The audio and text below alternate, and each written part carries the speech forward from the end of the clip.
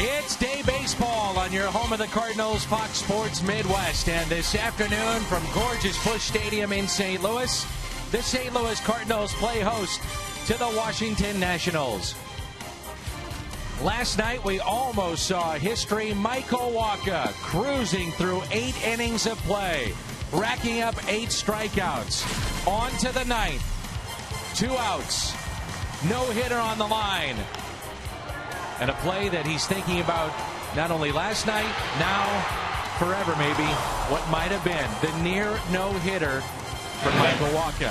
However, the good news, Gatorade was on Jim Hayes' shoe, and the magic number is down to 3. And welcome to Cardinals baseball. You liked that, didn't you? I love that. Yeah, the Gatorade part. That's Rick Horton. I'm Dan McLaughlin. What a night here last night, and we look forward to potentially a sweep here today. Yeah, no history last night, but we certainly saw brilliance from Michael Wacha. Outstanding fastball and changeup in control all night. Now it's up to Shelby Miller here this afternoon for the Cardinals to sweep the Nationals. The pitching has been so good for the Cardinals in the first 2 games of this series. Will they carry over to this man? Shelby Miller gets the call this afternoon for Mike Matheny's club.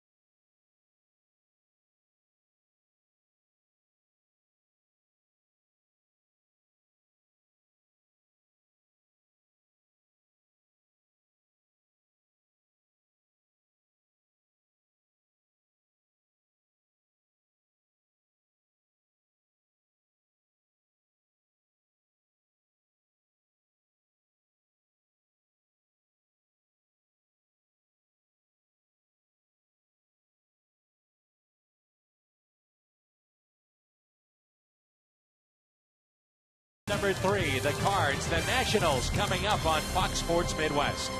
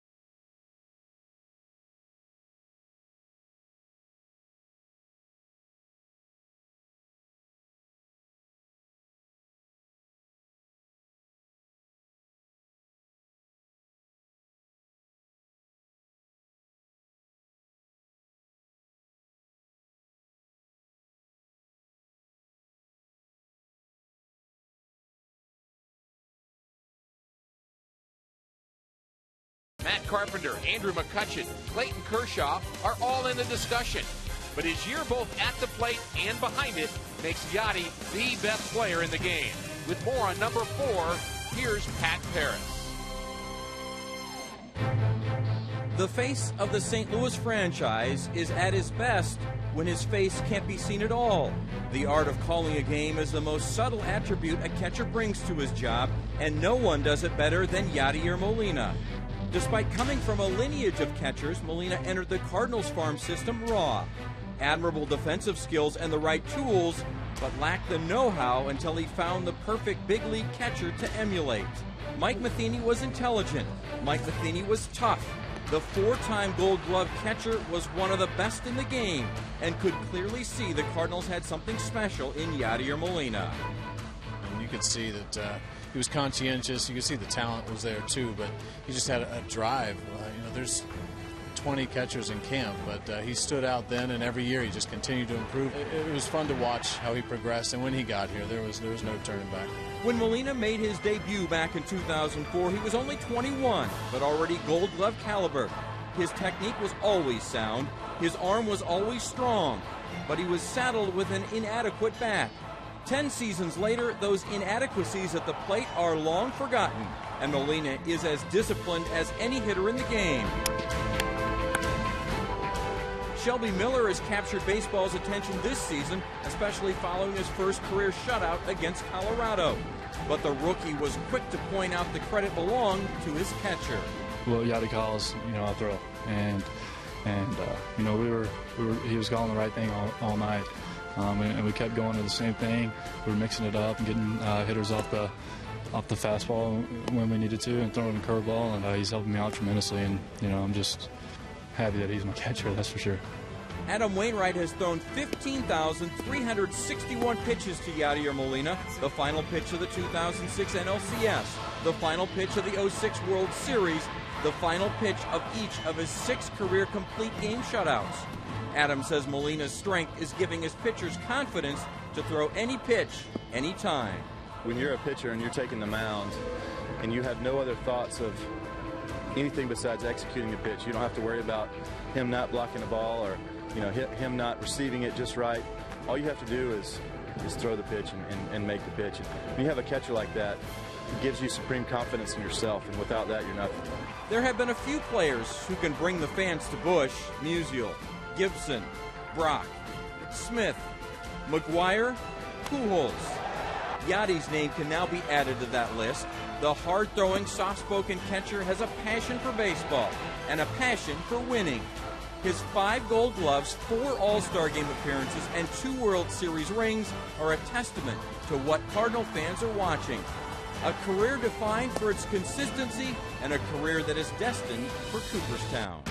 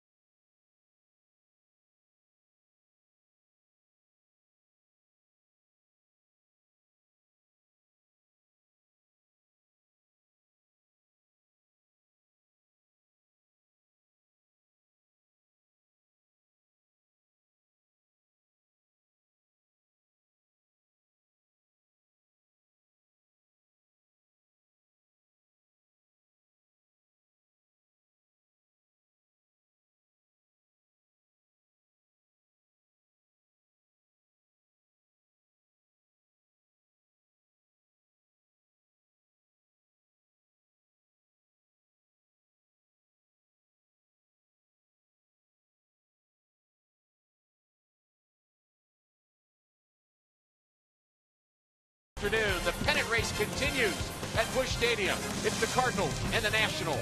Coming up next.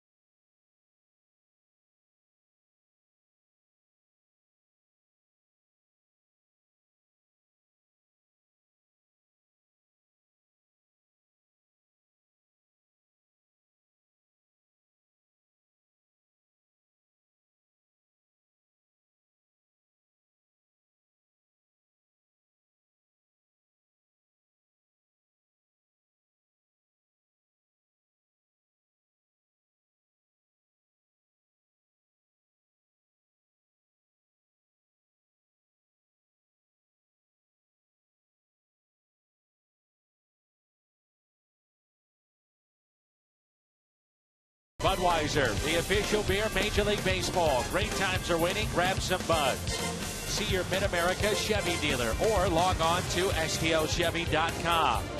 Dobbs Tire and Auto Centers, #1 for quality tires and expert auto service. Save big money at Menards on all your home improvement needs. And by Steak and Shake. Steak and Shake, just no equal. That's a shot from this morning inside Ballpark Village. Retractable roof. And that's a live look. Why not go to work and watch a little baseball? Those guys can do both. It'll be ready for opening day of 2014. Let's turn to Rick Horton's keys to the game, presented by Toyota. Well, it was a big win yesterday and a very emotional game, and the key today will be to not have an emotional letdown. Very easy to happen after Michael Wacha's performance here yesterday, but plenty to play for here today against the Nationals. Pennant race continues. The Pirates and the Reds, you still need to keep the distance between them and get Shelby an early lead. Zimmerman will not be easy for the Nationals. Zimmerman looking for win number 20 here today. And let's take a look at the lineup that Shelby will face this afternoon. For Davey Johnson, it's Denard Span. Then Zimmerman and Worth, Harper, Desmond, LaRoche, Ramos, Labadorzi, and Zimmerman.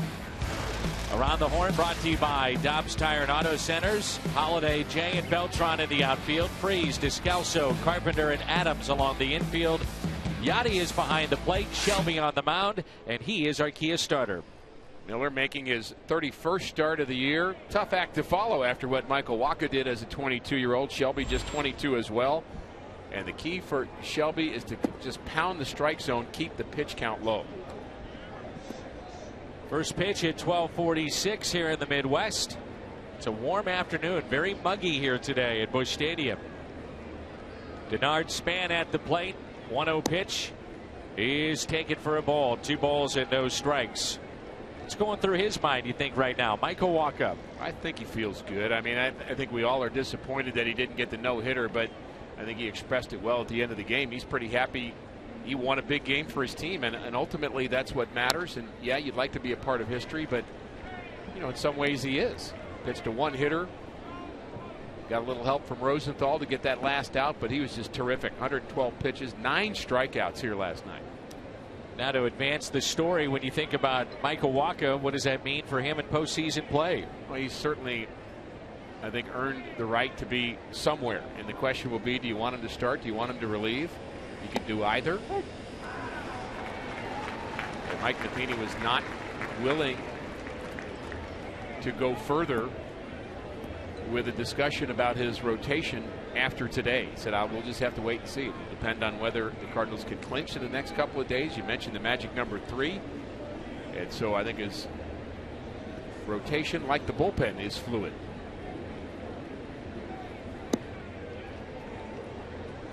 Let's bring in Jim Hayes, who had the chance to visit with Michael Wacha right after that final out recorded. Jim, are you dried off from that Gatorade shower?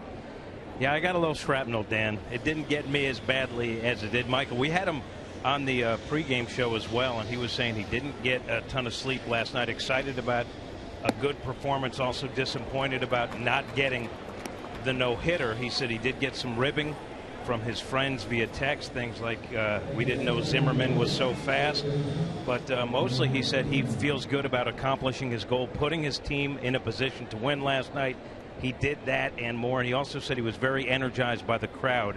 He said they helped him a lot last night. Jim, you have to wonder if he doesn't get a piece of that baseball, and he said to you afterwards it got the tip of his glove, if Cosma makes that play. Did you address that at all? No, he said he didn't try to relive the play very much, so we let it go. You know, if as you said in the broadcast, if he was an inch taller, maybe it goes another way. But he said defensively he got a lot of support last night, so he wasn't second-guessing anything about that play. And we're thinking it's the start of a great career for Michael Wacha, Rick. Well, he certainly earned the respect of his teammates, his manager, his pitching coach, and Cardinal fans here yesterday. And I think Jim's 100% right with what Michael's talking about in terms of the crowd. They were crazy here last night. They were on their feet beginning at about the 8th inning and understanding exactly what was going on, even booing Denard Span when he tried to bunt in the 6th inning. I mean, that's a crowd that knew what was happening.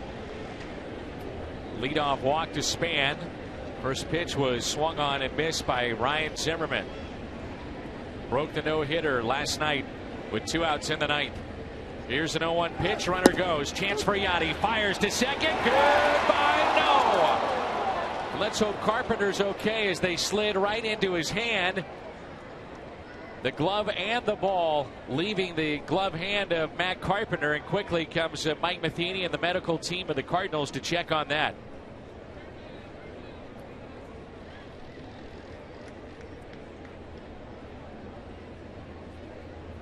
As excited as this crowd was last night, right now it is quiet.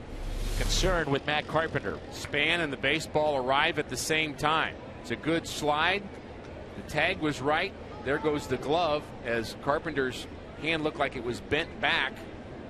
Got pinned between the spike and the bag.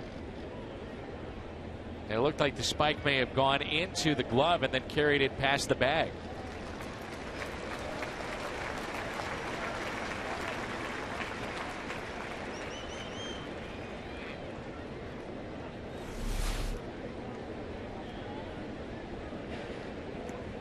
Little sigh of relief as Matt Carpenter stays in the game, I'd say.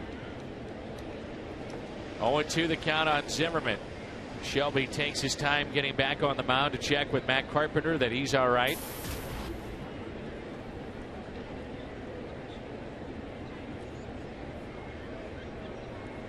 At this point in the season for the Cardinals, ill afford to lose anybody, but especially guys like Yachty and Matt Carpenter. MVPs this season.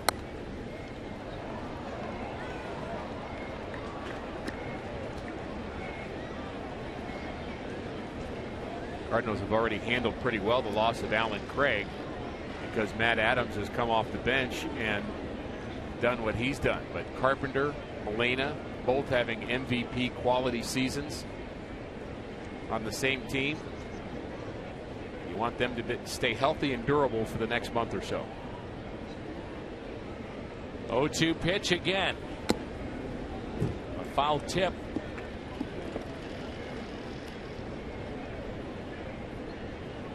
Grass at the side that was just laid is starting to take shape in the outfield. The Cardinals feel that the outfield actually in better shape now than it was prior to the football game. They were going to have to do something with the turf anyway. It's been talked about, written about, but the turf, by all accounts, is taking just fine.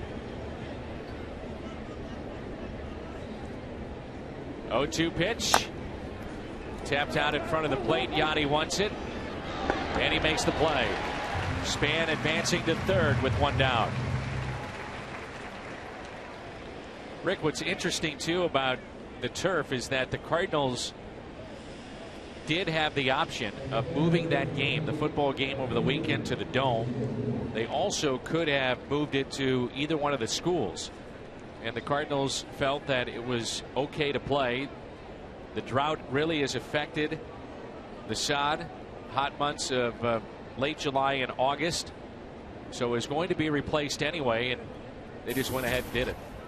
Bill Finley and his crew certainly worked very hard to get the field ready every day, and you like to accommodate things like football games and concerts and all that because the venue's so great. And you know, it's not a simple decision to make, but when you know you've got a great crew that knows what they're doing as far as getting the field ready, it sure helps. Now it puts them in a position of working a little extra hard, but I think at the end of the day they're just fantastic getting this field ready to go. And fields are designed much better than they were years ago to be able to withstand too much rain, not enough rain. 1 ball, 1 strike on Jason Worth. It's a real science. Cardinals are hoping maybe at some point that they could attract a bowl game to come to St. Louis and put that right here at Busch Stadium. Time will tell. Denard Span is the runner at third. The infield is in on the right side. 1-1 pitch to Zimmerman. Or rather, Worth is swung on and missed for strike 2.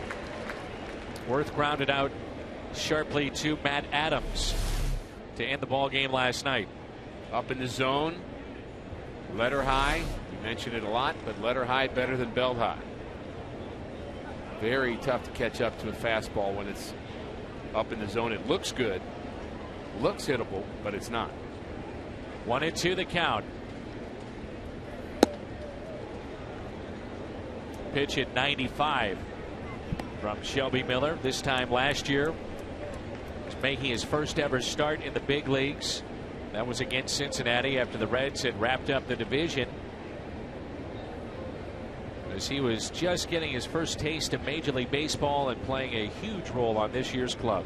Come a long way quickly, hasn't he? Sure has. The 2-2 to Jason Worth.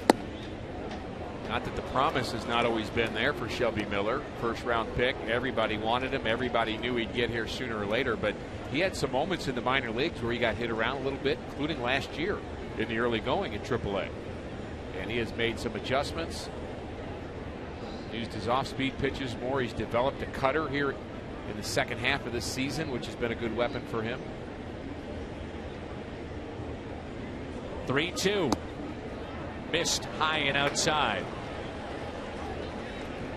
2 walks to the first 3 hitters. Runners at the corners, and it brings in Bryce Harper.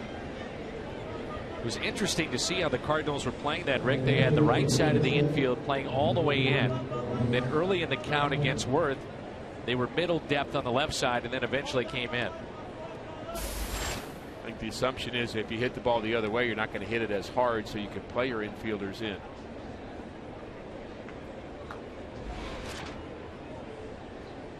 Here is Harper.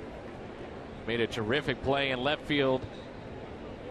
Game 2 of this series last night. That's ball 1 in. So command issues in the early going for Shelby Miller. Behind in the count now to Bryce Harper, who can hurt you with one swing of the bat. A couple of walks in the first 3 batters, and not missing by much, but he's missing. This will be pitch number 19 of the first inning for Shelby Miller. He would love the double play here. 1-0 to Harper. Jeff Kellogg is our crew chief. He's calling the balls and strikes. Eric Cooper down at first. Chad Fairchild at second. Paul Schreiber down at third.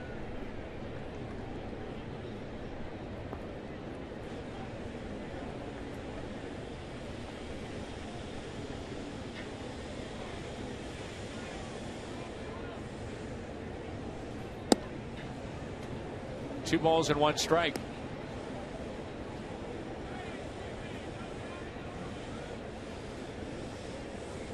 The Nationals with 5 players with 20 or more home runs. One of those at the plate in Harper.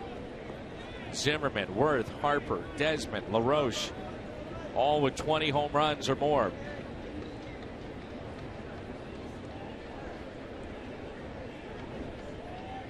Two 2-1 pitch, and Harper slices one into left, and it's off the glove of the Cardinal left fielder Matt Holliday. So it drops in, catchable ball, but it's ruled a base hit, RBI for Harper, and that's 57 RBIs for Bryce Harper. Well, Matt would like another shot at this one. This is a ball he has caught many times before. Should have caught it on the slide. Matt's first day back after dealing with a bad back. I wonder if that plays into it at all on the slide, but certainly a catchable ball. Thought his defense the last 2 weeks has been plus, but not on that play. Here is Desmond. Runners at first and second, 1 out.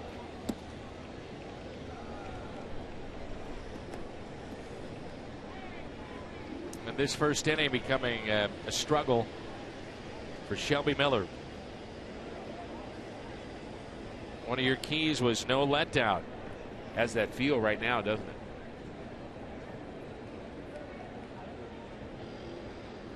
it? Popped up right side. Adams giving chase, just out of his reach. Nice effort.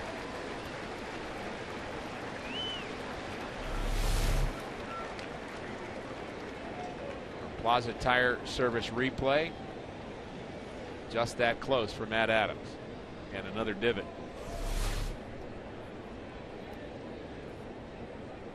Almost made that play in the end zone. Was he inbounds? 2 feet in. I don't think anybody's ever going to confuse Matt Adams for Isaac Bruce.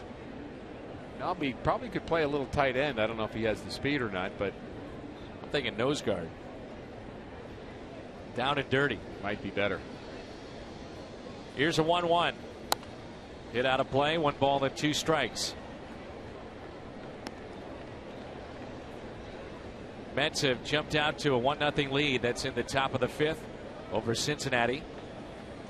And later today at Wrigley, Pittsburgh and Chicago wrapping up their series. Francisco Liriano against Jake Arrieta.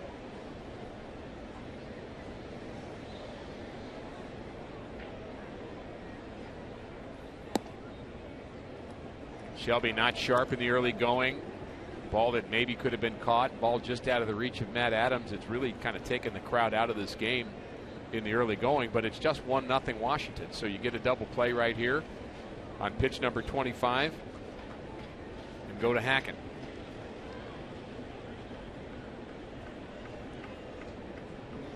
Here's a 2-2 to Ian Desmond. In the air to center. Jay coming on, makes the catch, fires back to the bag at second, not in time.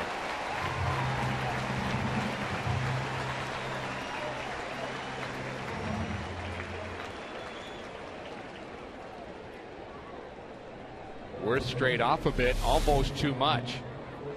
Jay shows his good hands. He uses 2 of them, I might add.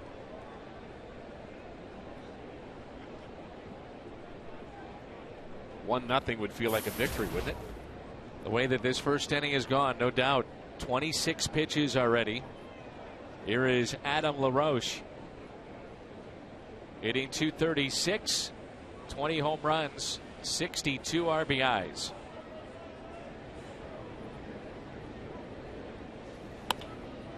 Fly ball, right center. Jay again on the run and makes the catch. After a half inning, Washington on top by a run.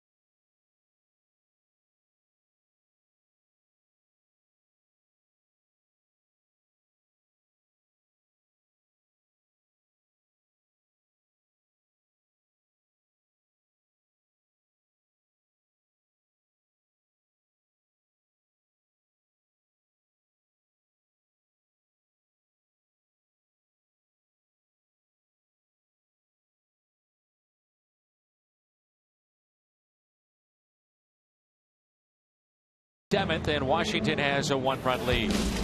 Mike Matheny's lineup features Matt Carpenter at the top, followed by Beltran and then Holiday, Adams, Molina, Jay, Freese, Descalso, and the pitcher Shelby Miller. Around the Horn is brought to you by Dobbs Tire and Auto Centers. Harper, Span, and Worth in the outfield. Zimmerman, Desmond on the left side. Lombardozzi and LaRoche on the right side. Ramos behind the plate. And a good one on the mound, trying to become a 20-game winner. Jordan Zimmerman, he is 19-8. Going to be in the Cy Young conversation, of course. Clayton Kershaw, the favored pitcher to win that. He's having a terrific season, but so is Zimmerman. Last couple of years he's been snake bit and hasn't picked up the wins that he probably deserved, but this year things have kind of come together, pitching for his 20th victory here today.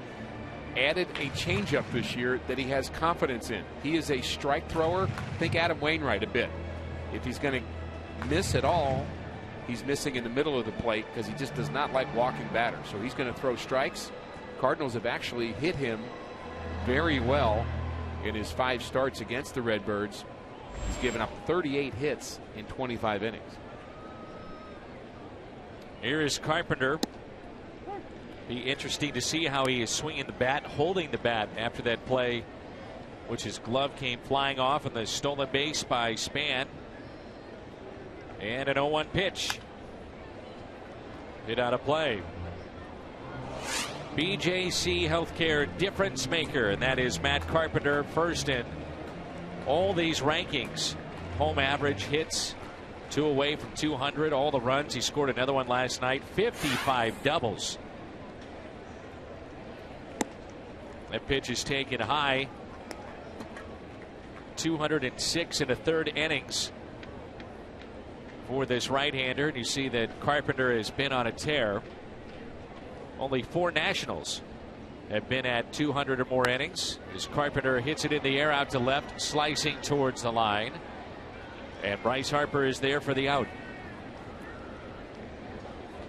Livan Hernandez did it twice. Esteban Loaiza back in 2005. John Lannon in 2009. And Jordan Zimmerman here in 2013. Saw Carlos Beltran drawing a line in the batter's box. He does that every plate appearance. Make sure his feet are in the right spot. He lines up the bat first on the edge of the plate so he can measure it exactly where his foot needs to go. I find that amazing, considering that these guys will have 500 to 600 at bats regular season, 6 weeks of spring training, and all the BP that they take. And Beltran hits it in the air out to center. Span is back. He's at the wall. Leaps and he makes the catch. Outstanding play, Denard Span in center field.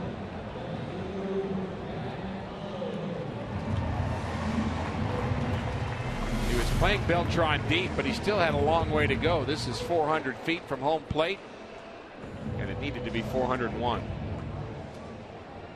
Just how close, the Hyundai replay.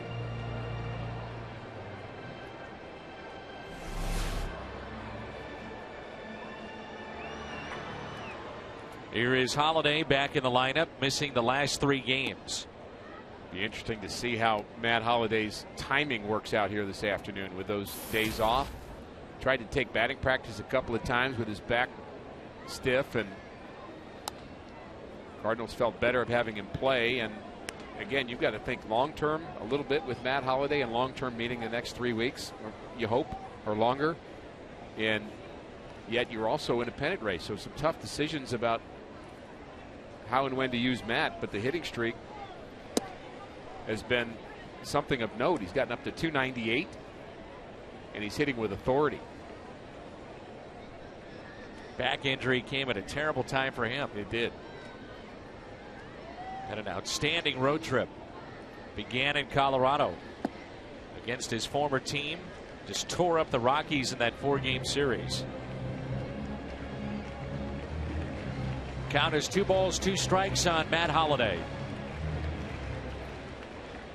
Adams is on deck if Matt can extend the inning. Take it low, count runs full. Don't think I've ever seen it before, Dan, but the umpire was going to change the baseball after that pitch in the dirt, and Matt Holliday said, "I don't bother," and just let the pitcher throw the ball. I think the umpire wanted to make sure the hitter didn't feel like the ball would be compromised by going in the dirt. Popped up, and it's playable. Adam LaRoche near the bag, and he makes the catch. The Cardinals go 1-2-3.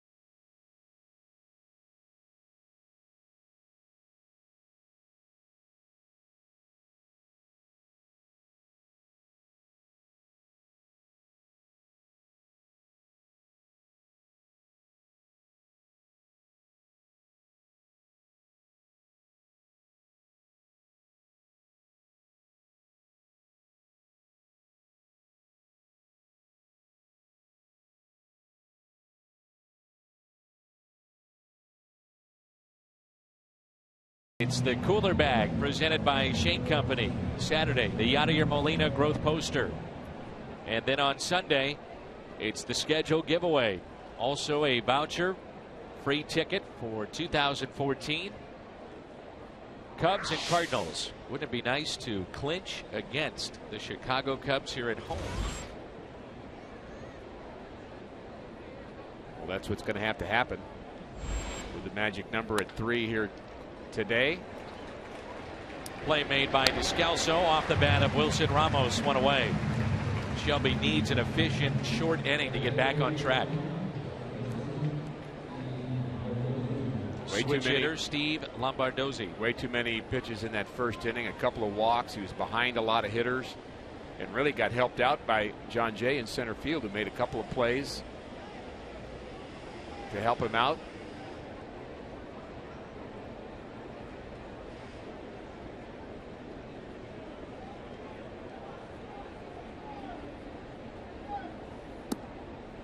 And a pitch is taken down and in.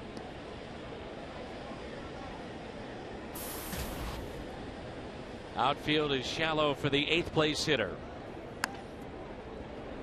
1 ball, 1 strike. The pitchers get a rhythm at some point.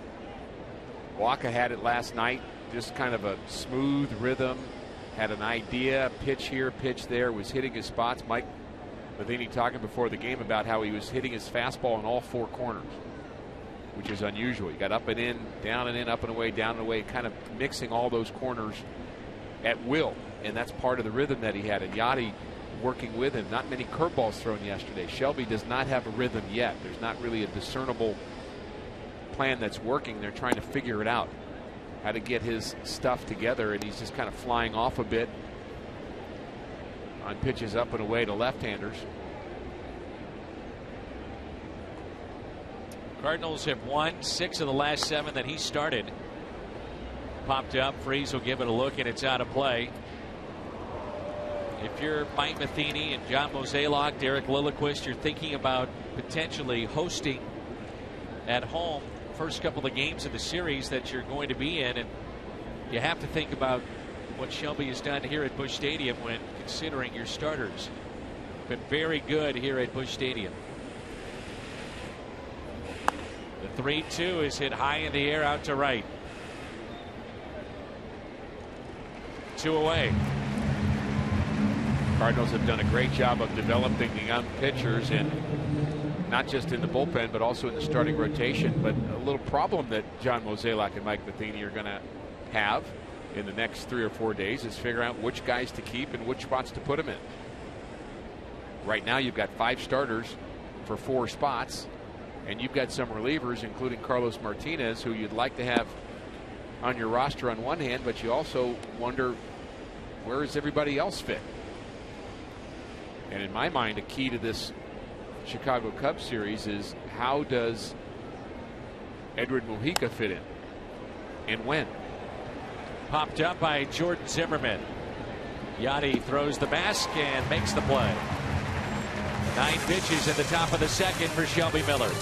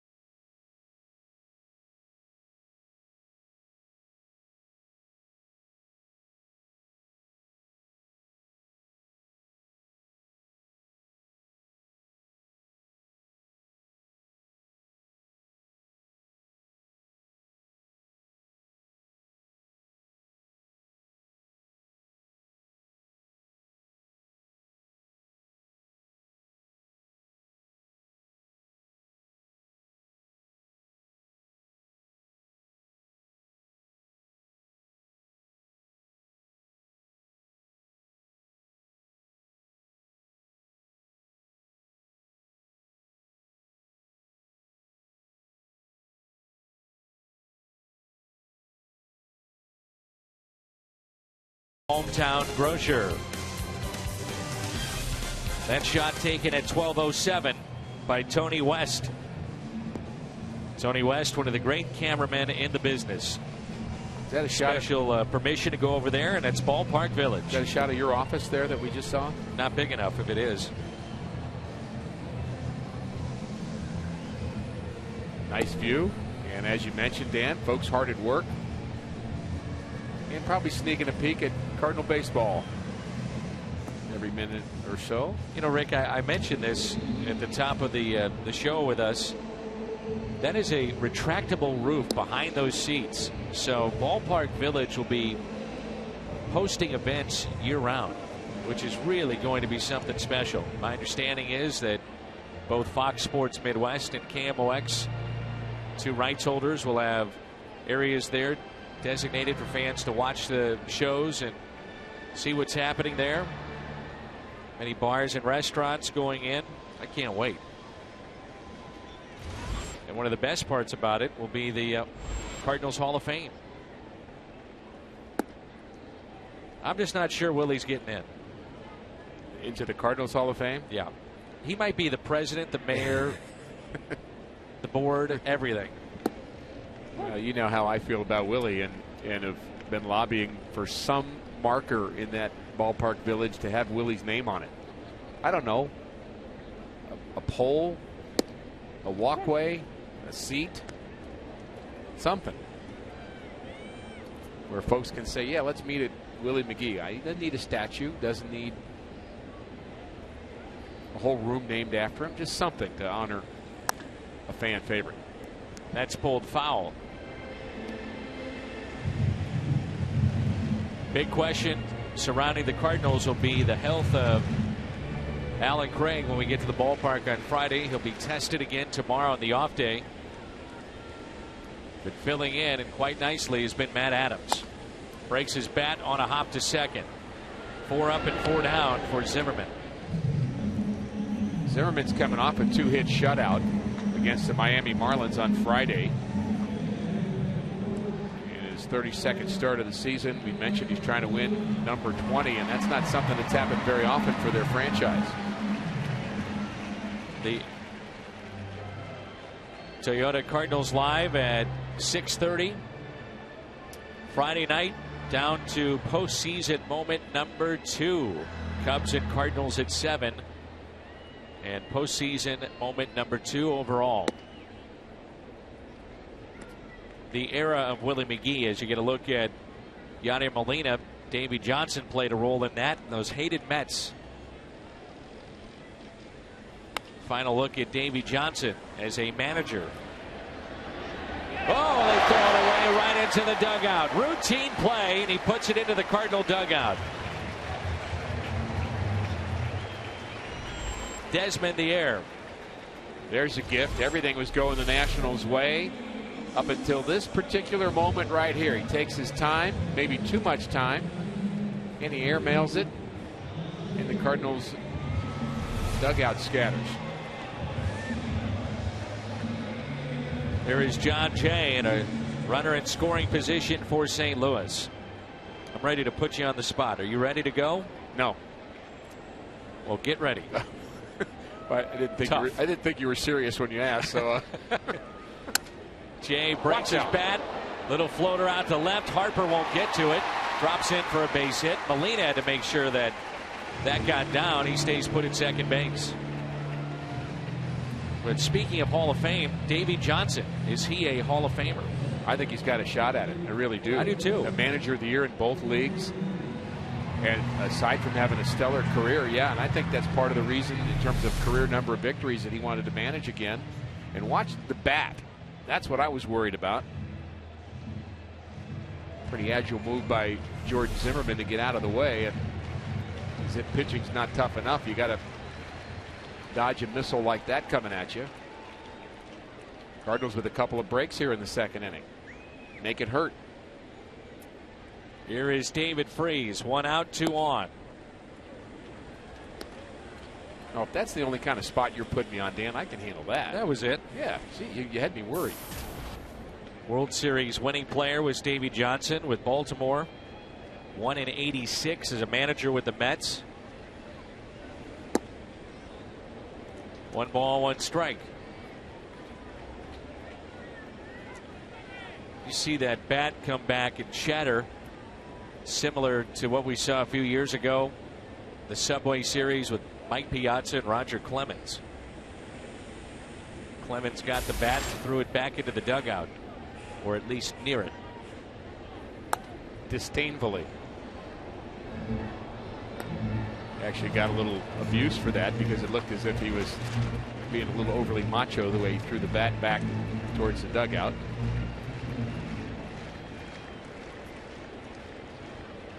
I can understand being a pitcher upset about having to dodge a bat.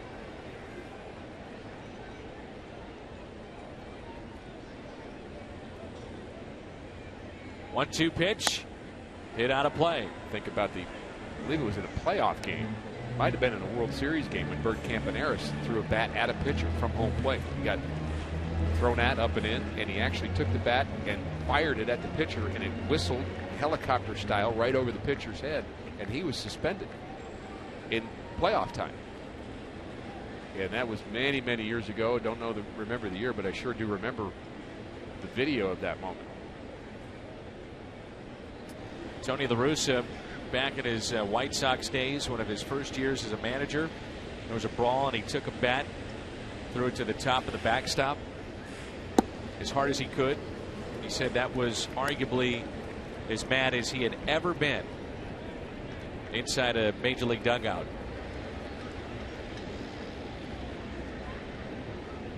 Haven't seen much of Tony back in St. Louis, but we've seen him all over the road. Sure have. Here's a 2-2. Freeze chops one towards short. Out at second. The turn, it's a double play.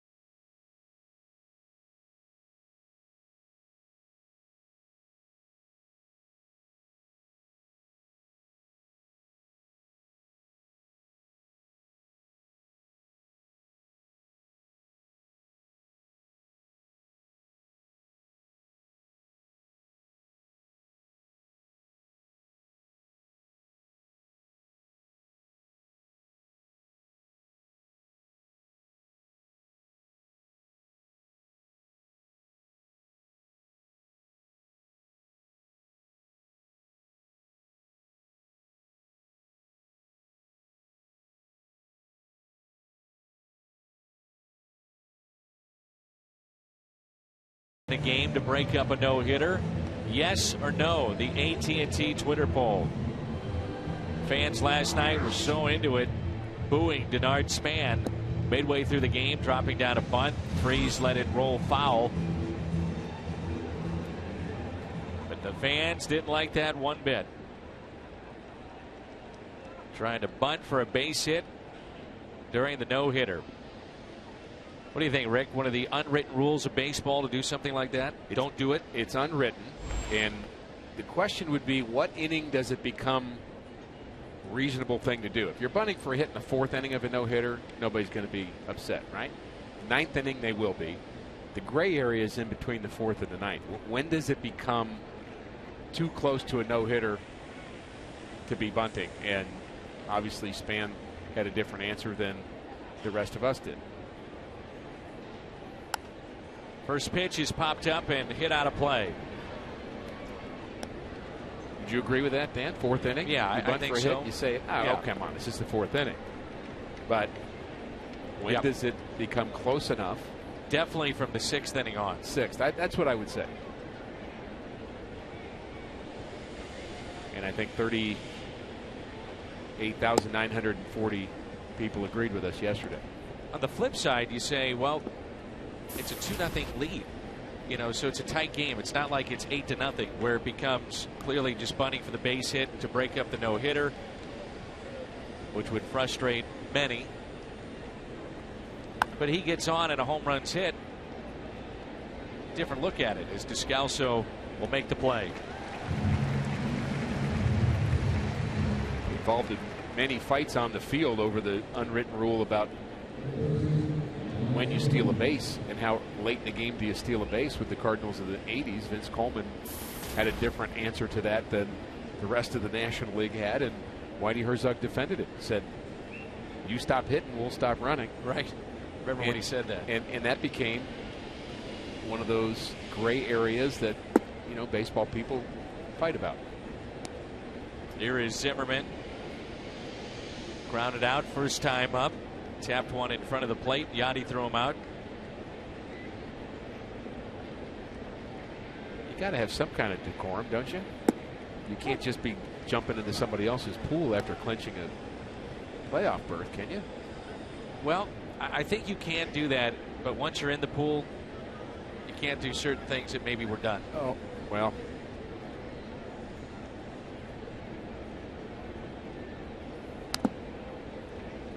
don't come jumping in my pool. No, I don't want you near mine.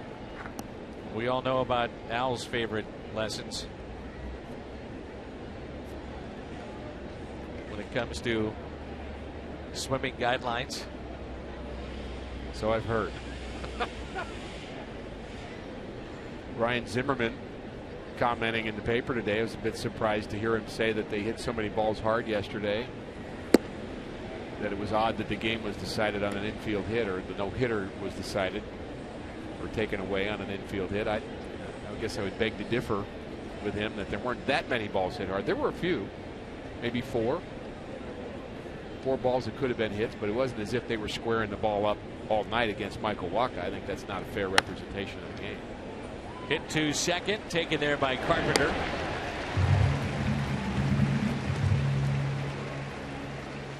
Two away.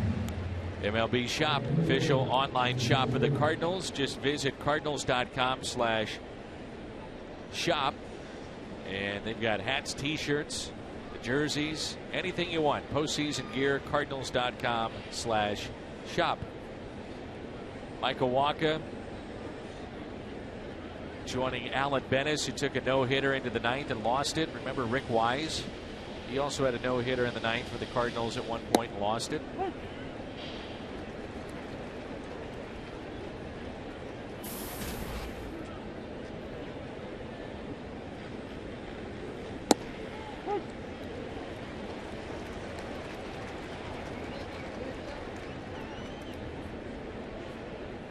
Oh, 0-2 the count on Jason Worth. Walked his first time up.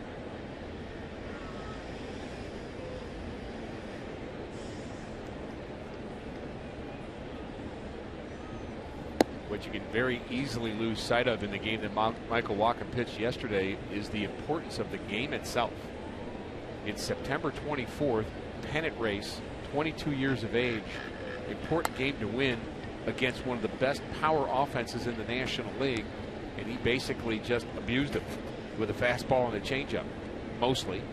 Sprinkled in a couple of curveballs, but it was just outstanding poise and command for a young 22-year-old to have, and a big victory for the Cardinals. And yeah, we wanted a no-hitter, and he did too, but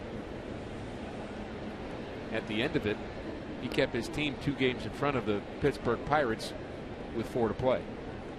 That's what really matters.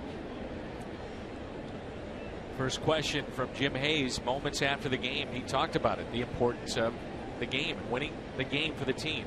Well, he had to be thinking that, Dan. He had 2 walks in the later innings, in the 7th and the 8th, where the tying run came to the plate all of a sudden. You don't want to lose the no-hitter, the shutout, the lead, the game, the division with a bad pitch.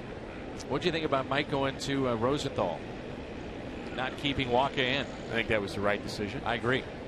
The emotion of it, the letdown of it, you just don't know how a 22-year-old may react. What I did not get a chance to ask Mike today, didn't get a private audience with him to find out what he would have done had Harper come to the plate. He had Seagrass loose. Catch made by Holiday. A hanging breaking ball that Worth skied into left.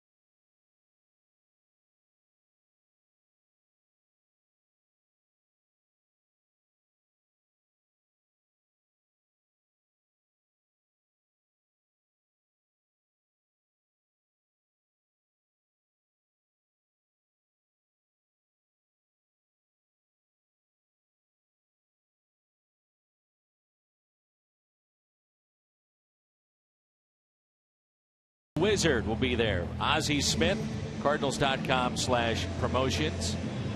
That's the Budweiser Bash. Get here early by 5:30.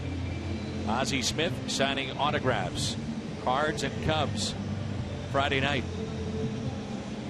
Here is Descalso, followed by Shelby Miller and Matt Carpenter.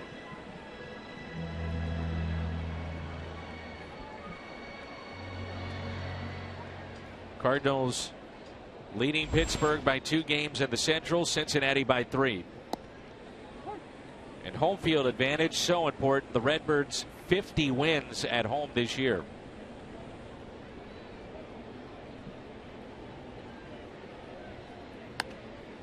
A breaking ball, that's it out of play. We'll have an update with Pat Paris momentarily on what's happening in Cincinnati. The Cubs and Pirates just underway from Wrigley.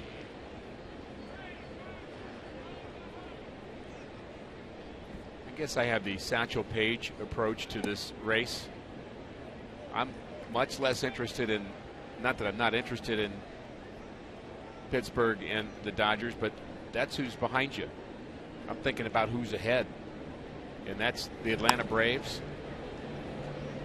Long way to go for Harper in foul territory and out of play. Satchel Paige's great line that he said over and over again, and pitched well into his 50s, I believe, professionally, and used to say don't look back because they might be gaining on you. He doesn't want, the idea, look forward, look ahead, and ahead for the Cardinals right now is the Atlanta Braves. You can finish with a better record than them, and you can't finish tied with them or you lose. You have to win it outright in terms of the league's best record to get that home field advantage. I just think that's something we'll all care about a week from now, what that home field advantage looks like. Yeah, you need to repeat that again because we get asked about it all the time. What would happen if the Cardinals and the Braves would finish up with identical records? Well, the Braves then would have home field advantage because of the head-to-head between the two teams. And the same thing with the Dodgers. This may drop into right center field, and it does. Descalso on his way to second. And the Cardinals have a leadoff double from Daniel Descalso.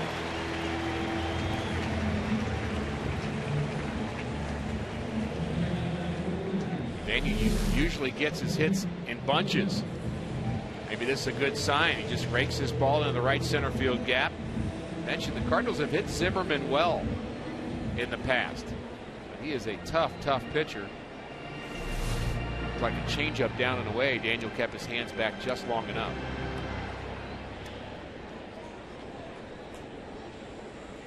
Bunting situation here. Ball 1-2, Shelby Miller. I've got to bunt the ball to Ryan Zimmerman and make him throw it. Even though, as you said, Zimmerman actually throws better on the move on tough throws than he does on balls hit right at him. Get him off at third, bunt down the third base line, get it past the pitcher.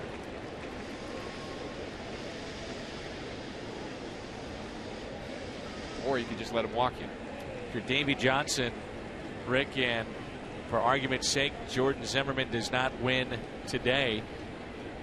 Does he get another start before the season is through? Have 4 days to go. Thought about going to third. Good enough for Shelby. Gets the bunt down. Descalso advancing to third. Postseason coverage. You can see all the post-game activities on Fox Sports Midwest. It's Missouri Lottery Cardinals Live. Watch the game, then flip over to Fox Sports Midwest, and we've got you covered. Here from the players, Mike Matheny. All the highlights, Fox Sports Midwest. Play the infield in here for Matt Carpenter. What a jump by Daniel Descalso. That was not a great bunt, and it was fielded quickly by Ramos, and he had no play on Descalso. He had a terrific jump off of second base. Infield in. Carpenter very dangerous now, as if he wasn't already. Carpenter hits it off the glove of LaRoche. Scoring is Descalso. RBI for Matt Carpenter, number 78. We're tied up. It's 1-1.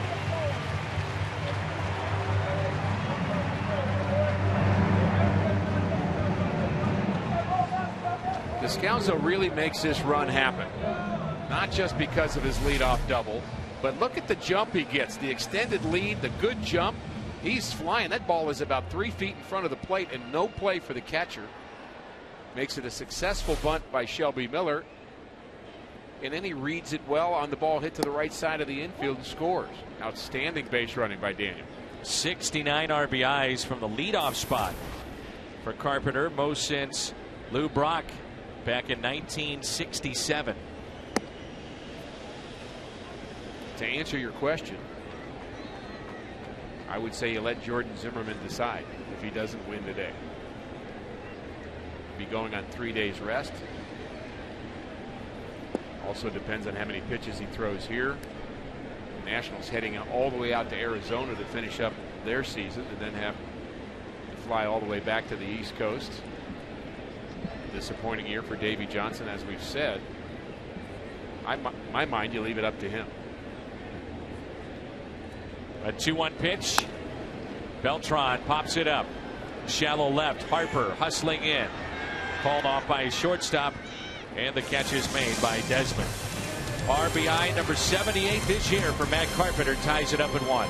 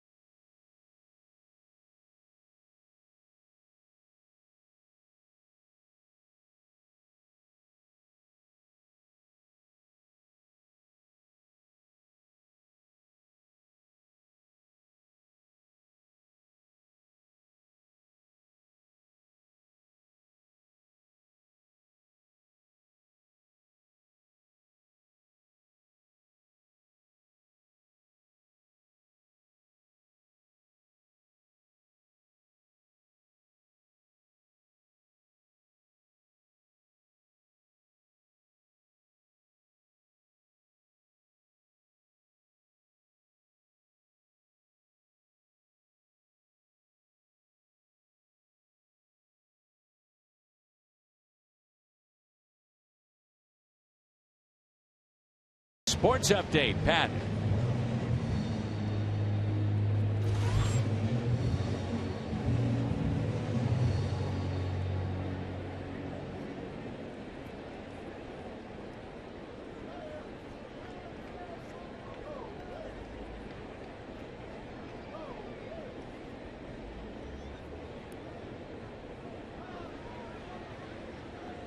All right, Pat, thanks. Here is Harper to lead it off for Washington here in the 4th inning. A check swing and a foul ball.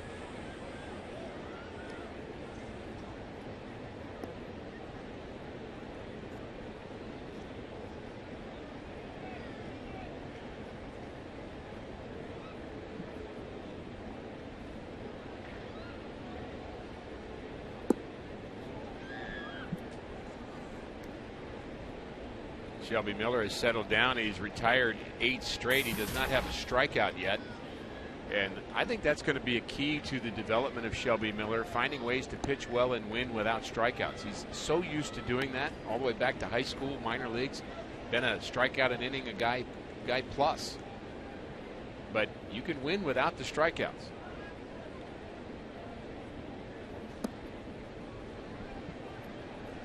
Three and one.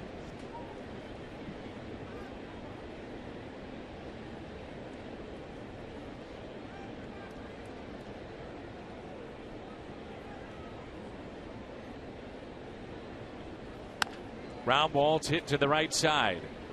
And Matt Carpenter makes the play.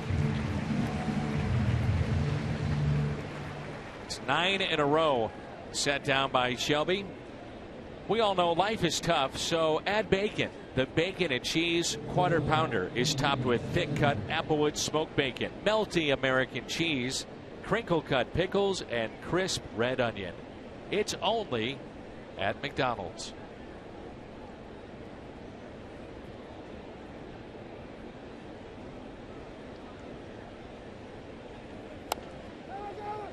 Desmond hits it fair, doesn't run. Adams steps on the bag. 2 outs.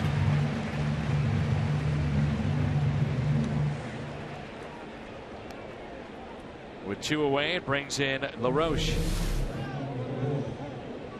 First base umpire is Eric Cooper.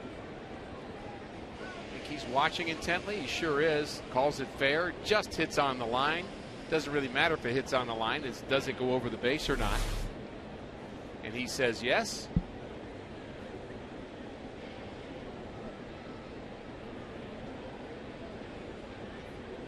With 2 outs, nobody on, here is LaRoche. Fly down to center with 2 runners on. First time up. And we've seen that a time or two here this afternoon. That curveball for Shelby Miller really just rolling and almost slipping out of his hands. Followed by the changeup. Still doesn't have command of that pitch either, so it's just all fastball right now for Shelby Miller. And he's got to find a way to get that. I think often when you're struggling with it,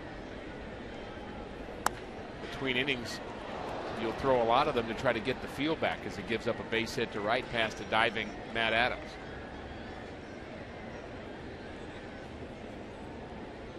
That 2 is a changeup. He's really struggling to get that feel, and what you don't want to do is finally get the feel and then throw one right down central. That pitch was down.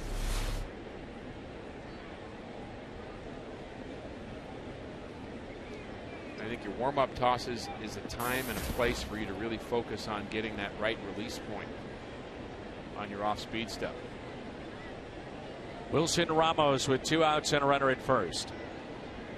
Grounded out to short, first time up. Outfield straightaway and deep.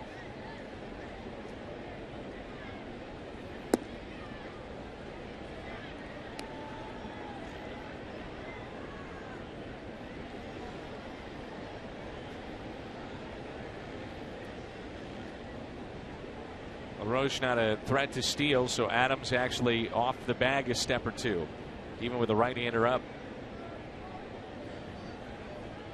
1-0 pitch.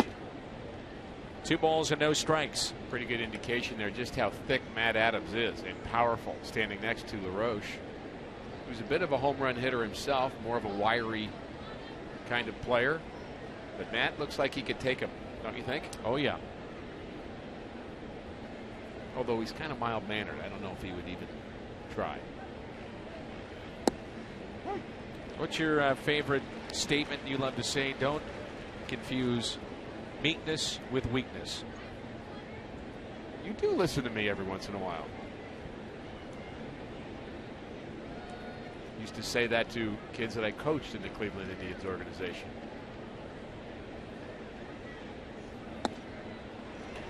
So basically what you're telling me is that they ran roughshod over you. No, basically what I'm telling you, Dan, is don't confuse meekness with weakness. Oh, I got it now. That's the point. Okay. You might want to write that down.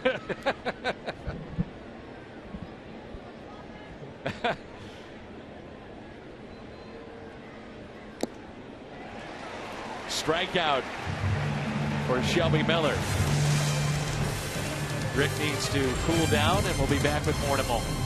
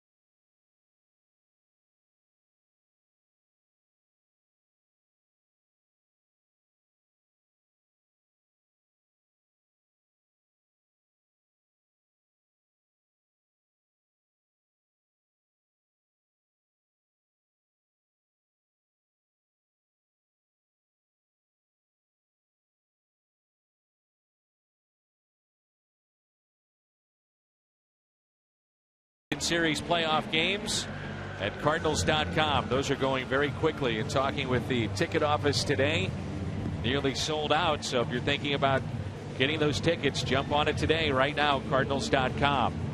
They also save a few of those seats for those that sign up for season tickets in 2014. It's one of the benefits.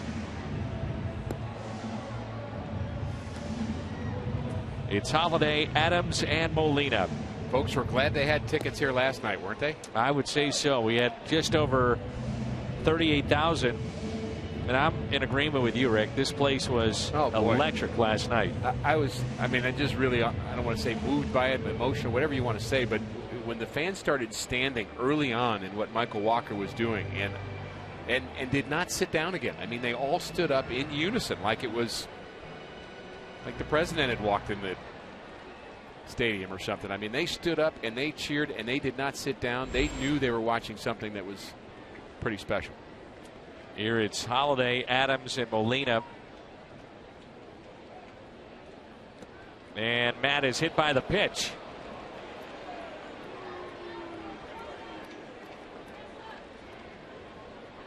Looked like a slider that didn't slide from Jordan Zimmerman. It just stayed inside on Holiday, and got a bad back. Now they hit you in the arm.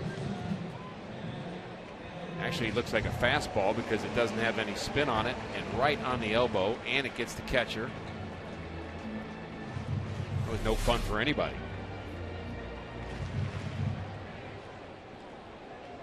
See, Holiday got the worst of it. Zimmerman is a 4-pitch pitcher. He throws a slider and a curveball, fastball and a changeup. And as we mentioned, he's a strike thrower. 0-1 on Adams. Matt grounded out to second, his first time up.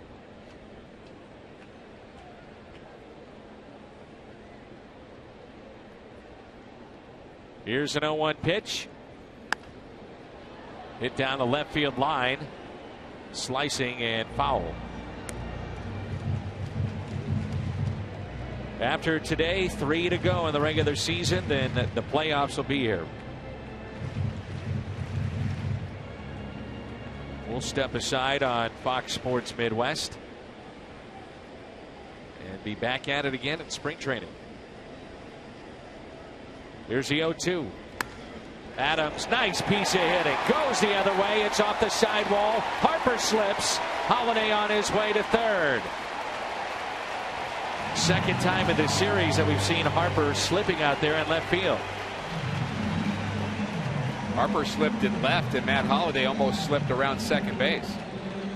Matt Adams has shown that he can hit the ball the other way. Teams give him the line, and he's done that 3 or 4 times in the last couple of weeks. We saw Harper slip, and there's a little stumble by Matt Holiday as well, but he's able to get the third. Runners at second and third for Yadier Molina. Nobody out for the Cardinals. We will step aside, but we will have post games during the postseason on Fox Sports Midwest. Looking forward to that. And you'll be doing a little radio work as well. A little radio, and involved in the post game with Al, Pat Paris, Andy Bennis, Jim Edmonds, the whole crew.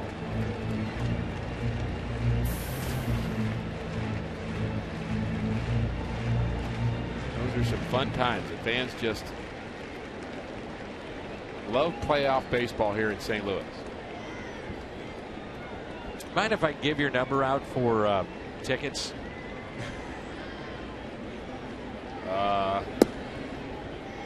Is that a rhetorical question, or do you really want an answer? You're looking for the best seats. Free of charge, of course. Call Rick. STLCardinals.com.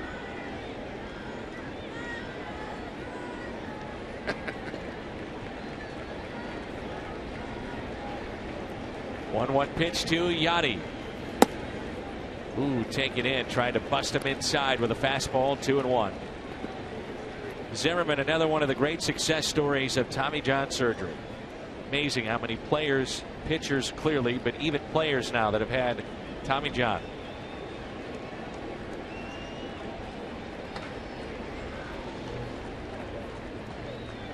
Two and one the count on Molina.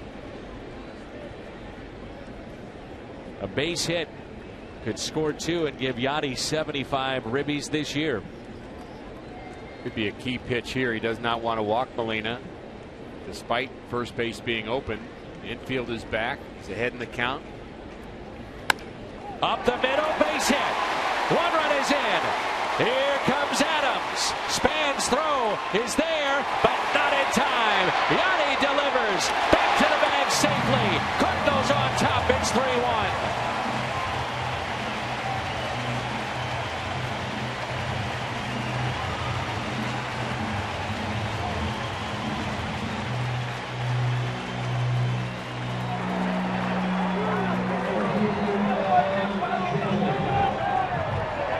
Runners in scoring position.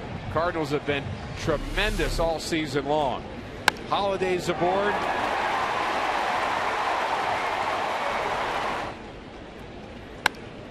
And so is Matt Adams.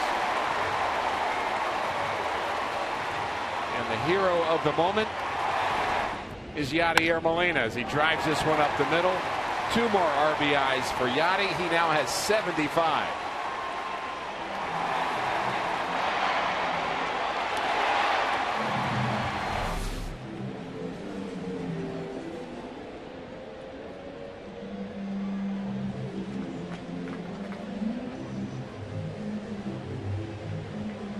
John Jay with a single first time up. Cardinals have their first lead. It's 3-1.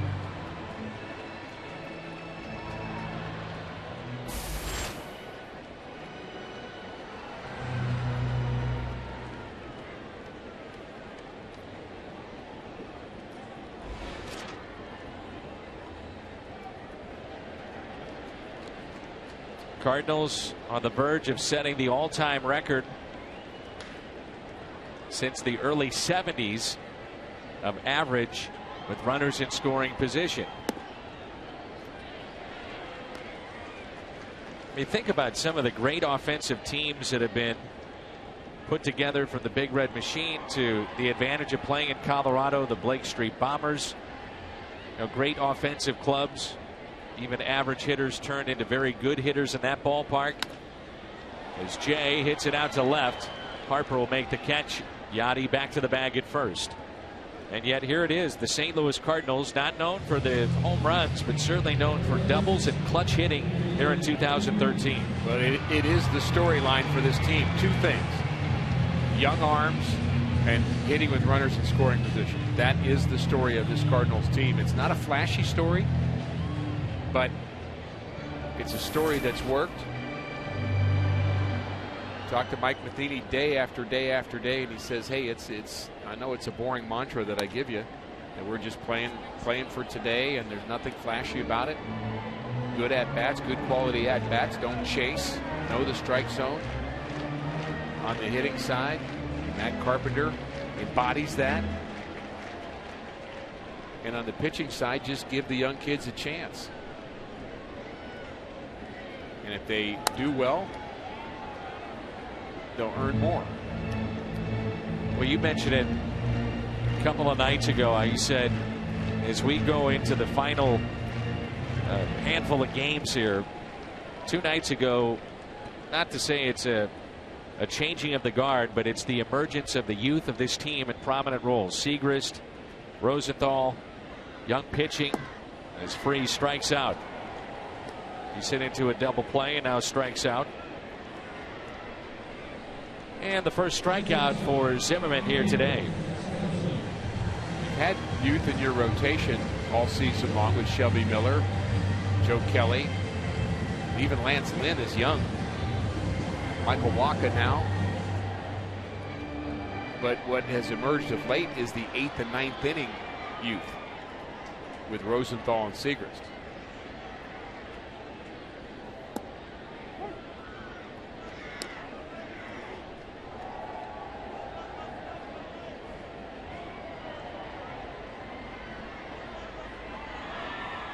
Manus also in that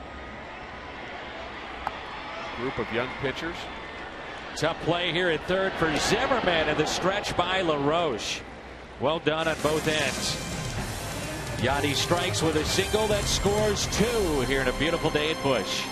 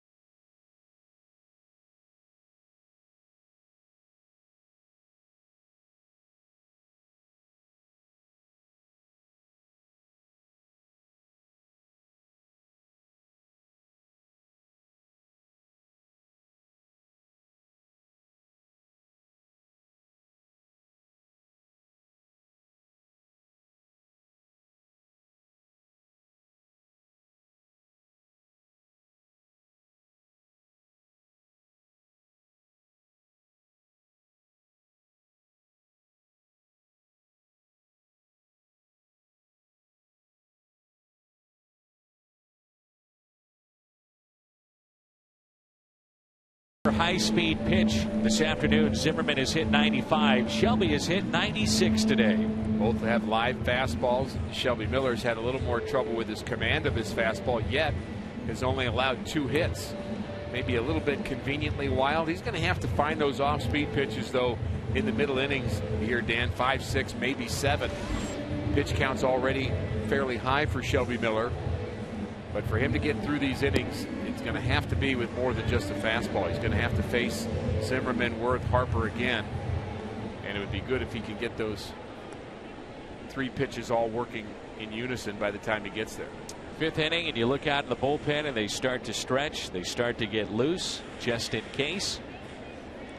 And you had just about every role possible out in that bullpen. So when did you start to get ready and thinking about when you may come into a game? A couple innings before you knew it would be possible. So if you were thinking 6th inning, 7th inning, about the 4th, you start to play catch, you start to stretch, and you start to envision what the moment would be like and who you'd be facing. You know the order, but you not only know the order and what lefty you might face if you're a left-hander, let's say Segrist, but what right-hander they may pinch hit.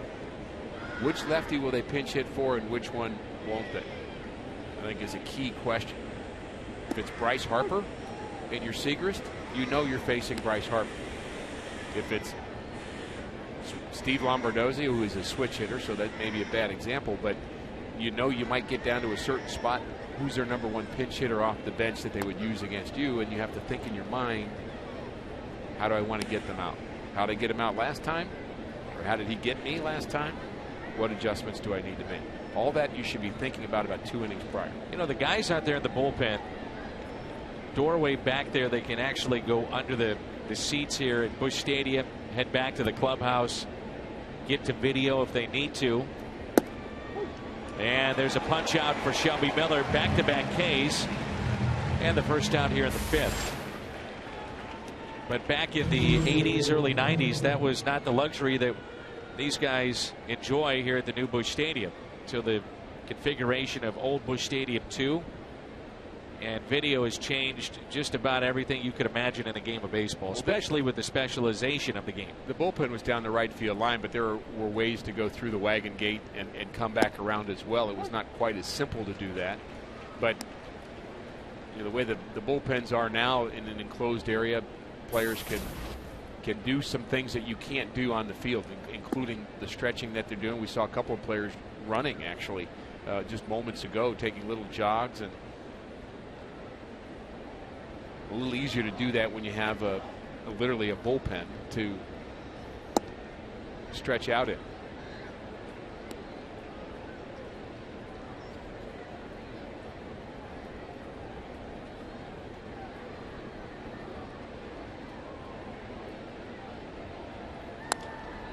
Zimmerman, base hit into center.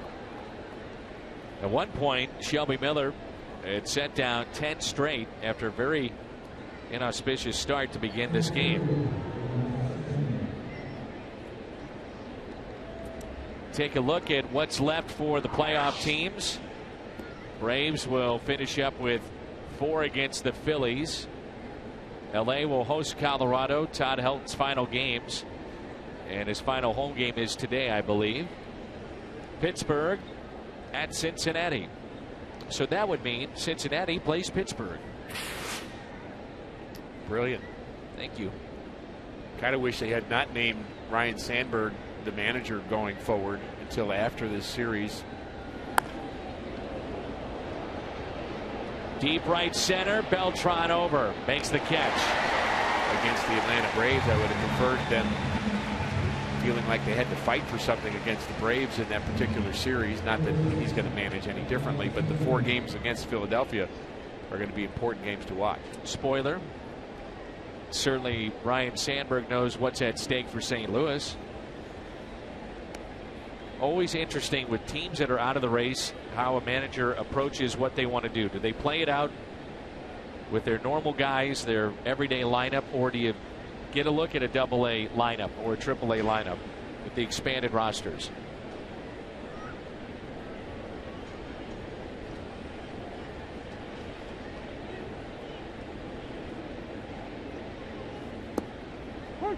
Seems to me we could look back in years past when there were less playoff teams. There was more of that. There was more of, you'd come to the ballpark and you'd have the AAA team out there on a given day, or maybe 2 or 3 days. And the lower division teams were doing that more often. But there's so many teams, especially in the American League, that still have wild card aspirations that I think managers feel compelled to play their best. I agree. Managers actually been on record more here in the last couple of years as saying that well, a good example would be 2011, what happened with the Atlanta Braves for the Cardinals to get in. Epic collapse down the stretch. Charlie Manuel played it out, didn't have to, but he did, to the benefit of the St. Louis Cardinals. The managers are saying, I owe it to the integrity of the game to play my best lineup.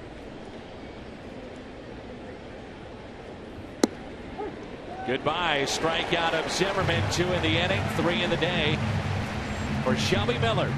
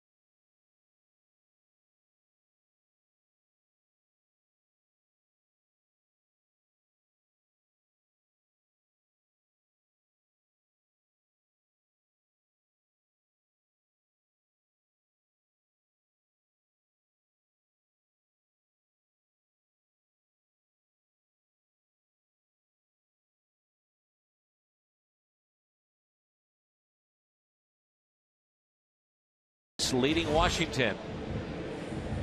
Hard decisions coming up. You and I have looked at this potential postseason roster, and some of it, for the arguments we've had for particular players, depends on who you play in that first round. And then you look at the rotation, depends on if you start at home. A lot of variables right now. And the Cardinals aren't going to talk about it yet, nor should they, but they have to obviously start thinking about the playoff roster, because it'll be just days away when they'll have to make that final decision to be ready for the playoffs, no matter where that is. And again, you get to switch from series to series who your roster is.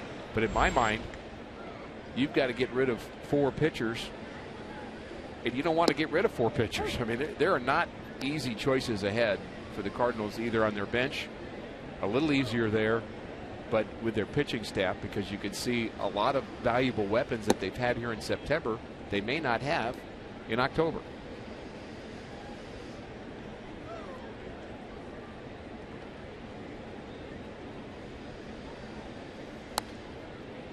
Shelby Miller at the plate.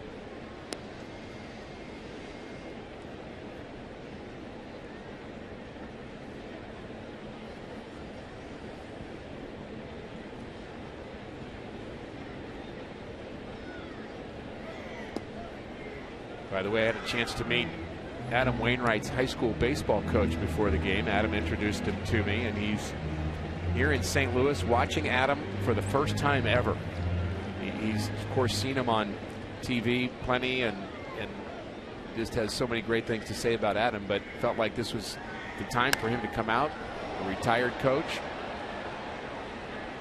Into center, Denard Span makes the catch. Chuck Fair is his name, and it happens to be his 60th birthday. And he's here to watch Adam not play, because he's not pitching today, but he wanted to be with Adam. And he is a Hall of Fame coach in the state of Georgia. Very cool. And I'm sure Adam had something to do with some of those wins that he amassed over his career. What's on tap, brought to you by Budweiser. Travis Wood, the lefty, going for Chicago on Friday night. Lance Lynn for St. Louis. Here's Carpenter, picked up an RBI last time up in the third.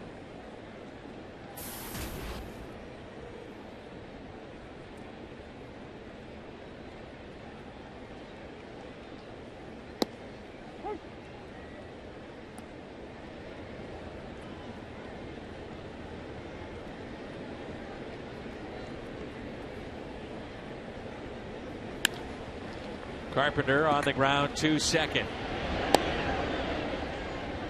Well, Adam Wainwright, one of the reasons why you have family members and friends in attendance here in this final homestand. Yesterday, big check presentation, a part of Waino's World. Adam with his lovely wife and their 3 beautiful daughters. Trey Wainwright, his brother. And you see the amount of money that they were able to distribute to Operation Food Search. And it's Wainwright as a part of the initiative, Waino's World. So you get a look at Beltran, but David Freese, Matt Holliday, Alan Craig, they're all playing fantasy football that costs $2,500 to get in. They sold it out. 100% of the proceeds going to Operation Food Search and also Water Missions International. Goes into areas of Africa and different areas around the world that have no water. And it's interesting to hear how Adam explains it, what they do, going in to make sure that they have clean drinking water. Well done, Adam Wainwright, Waino's World, his brother Trey. And you can just go to his website and find out more. wainosworld.com.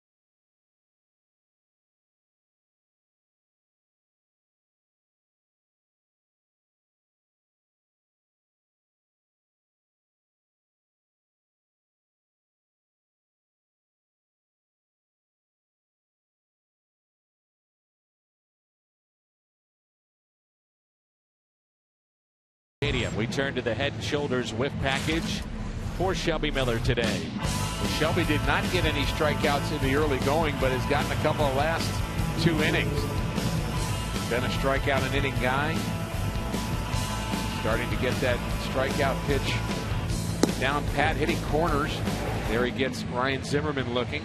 That's how the 5th inning ended. 2 strikeouts in the 5th. And looking a little stronger, I would say, as his game is progressing.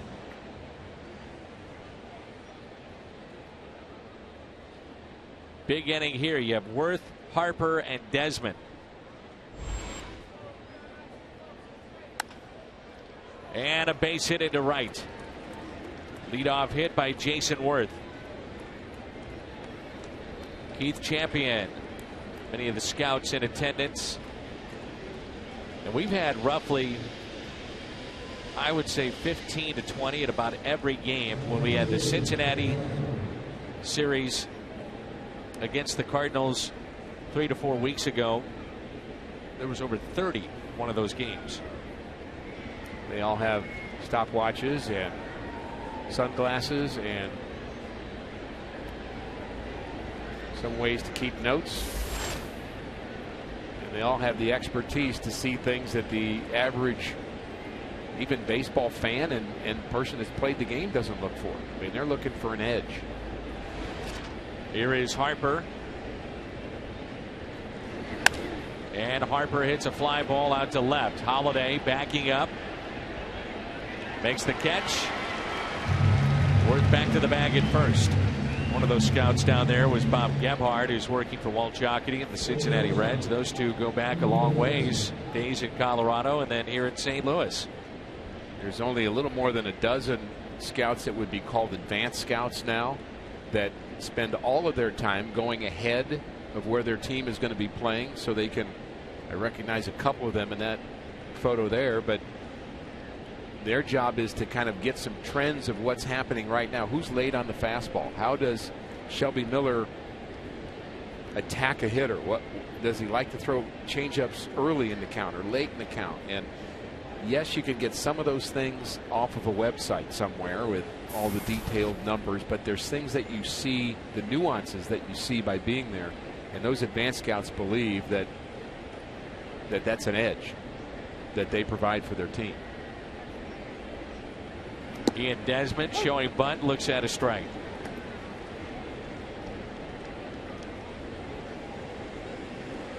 Mentioned the other day, John Mozeliak, I said, what do you watch during the games? And he said it's not necessarily so much what happens between the white lines. Clearly I'm watching the game, but it's what's happening between innings.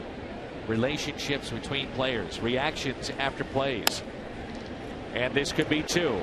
Out at second. The turn. Nicely done by Matt Carpenter. 6-4-3 on the double play.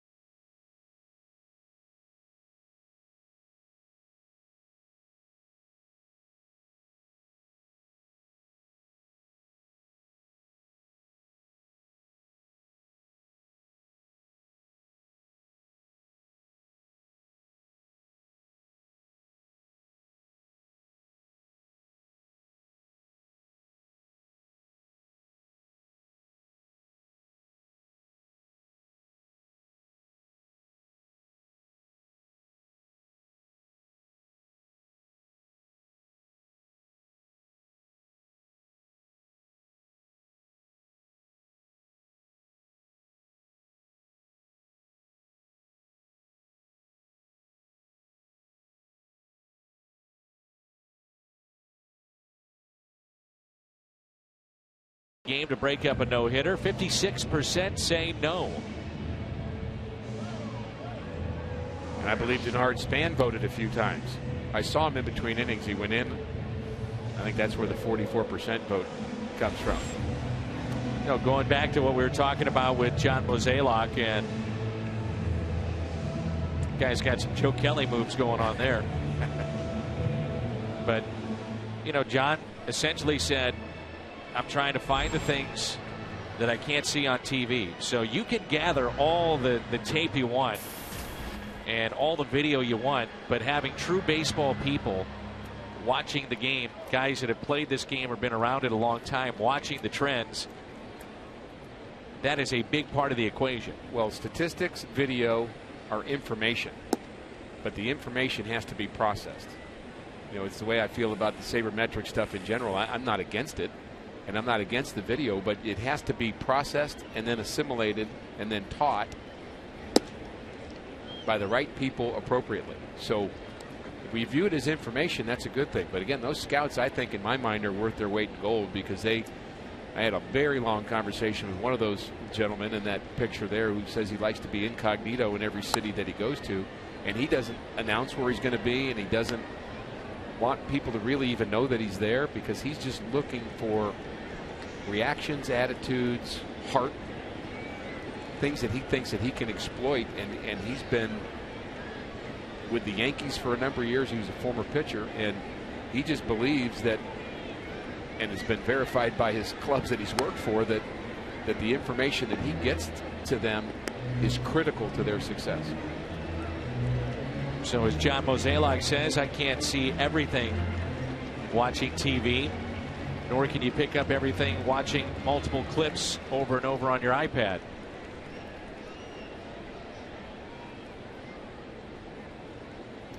Here's a 2-2 pitch. Holiday lifts a fly ball into right center. Jason Worth is over, and he makes the play.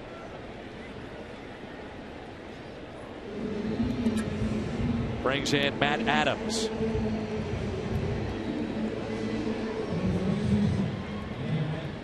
Cardinals score 6 runs. You can pick up 50-cent drinks any size tomorrow at your nearest On the Run. The Cardinals with 3 here this afternoon.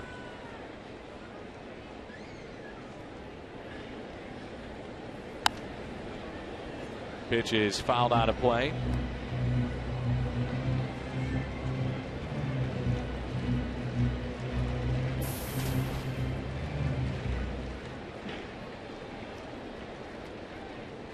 Here's the 0-1. Taken high.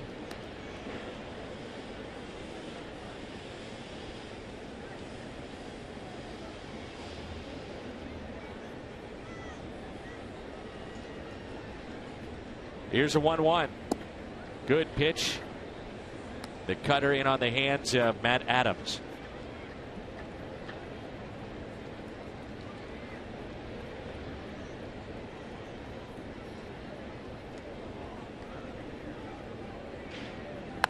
Adams out to deep right field. At the track, at the wall. Gone! He's done it again. On a 1-2 delivery, he parks it into the bullpen. 4-1 St. Louis.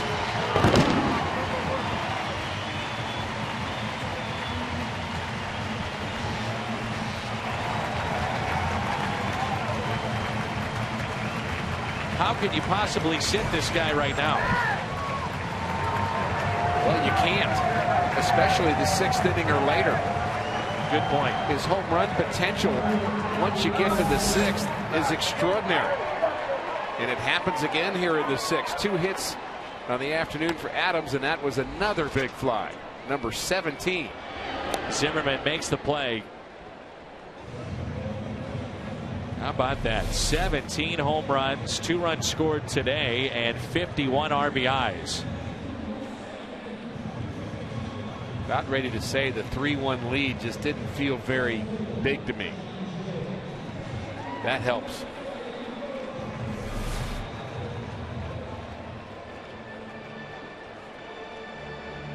Just something about power in all of sports. Power pitching. Like the power running, like Steven Jackson. Yeah. I mean, running the football. Just something about it that people stop and watch. And when he's up to the plate, you never know what may happen with Matt Adams. 8th home run since stepping in on September 4th. The Craig injury, again, we'll know more about that tomorrow.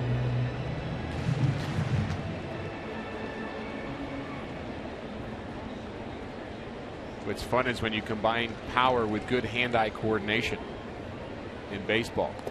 Not only does he have power, but he's got the ability to get the bat to a very specific place in space pretty quickly, see the ball well, and put the bat on the ball at the heart of the bat. All that is very hard to do, and the power to boot. That's when you've really got something. Slapped the other way by John Jay.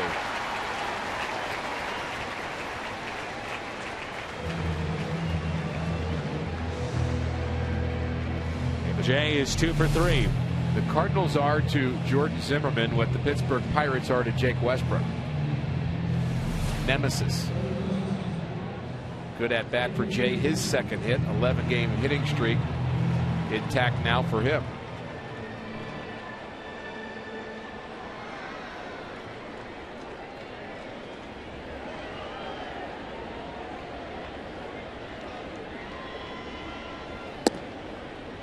Cardinals making scoreboard watching really easy for the fans here at the ballpark. They're providing the key games up on the scoreboard and the specific situation.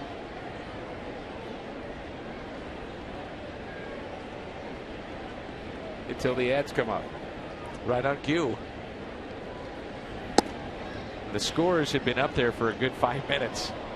Right when you wanted to go talk about it. Well, I wanted to talk about it, and Adams interrupted us. In a good way. Hunter Pence with 9 home runs in September. Zimmerman in this ball game, third baseman of Washington. He has 11 in the month of September, and now the 8th home run for Adams moments ago here in September.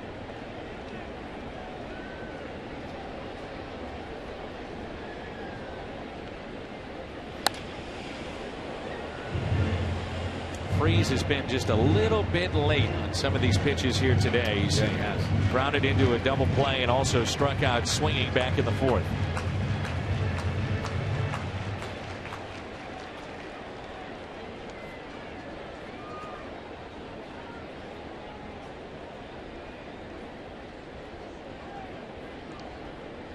One-two pitch to David. Strikes out for the second time. Home run by Adams. 4-1 St. Louis.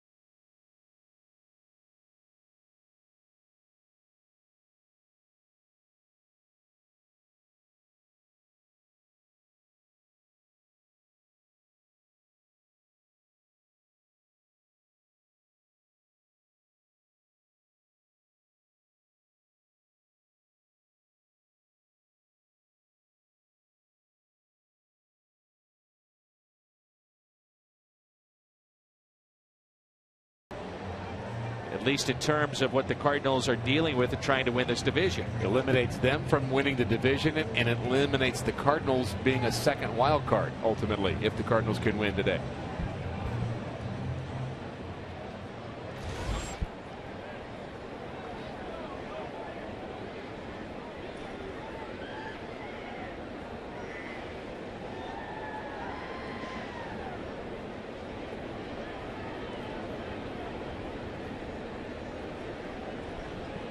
Four to one the lead for St. Louis. Shelby Miller, after a rough start, has been outstanding here today.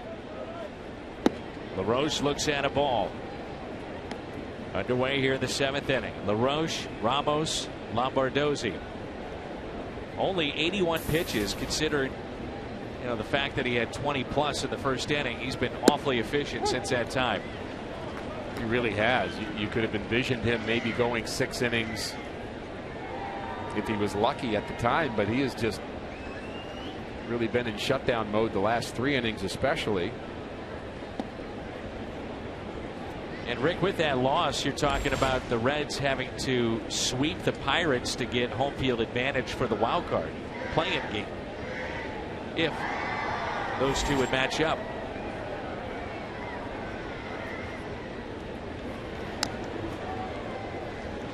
That's a big loss by Cincinnati today. Sure is.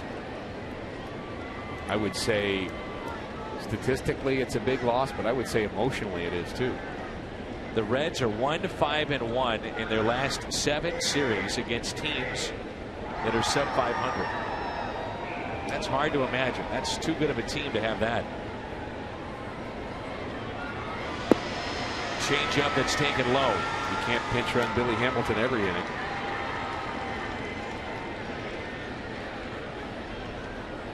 That little formula worked for a while, didn't it? Sure did. It's Billy Ludwig. Tapped foul. If the Cardinals would fall into the wild card, that would mean St. Louis then would at least host a play-in game. But they've got much more on their plate than that. The game I'm most concerned about on the board is still the game involving the Braves. That is just foul. Braves are hosting the Brewers tonight. Game start time is at 6:10. And if the Cardinals hang on and win this and the Brewers beat the Braves, guess who has the best record in the National League? That is big. St. Louis.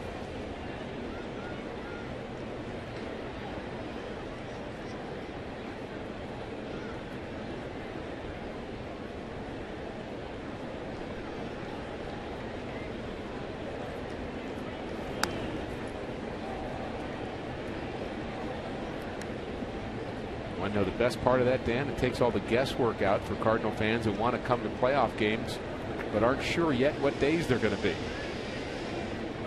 But if you ensure home field advantage, then you know.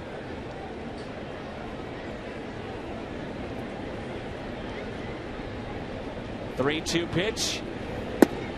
And a leadoff walk.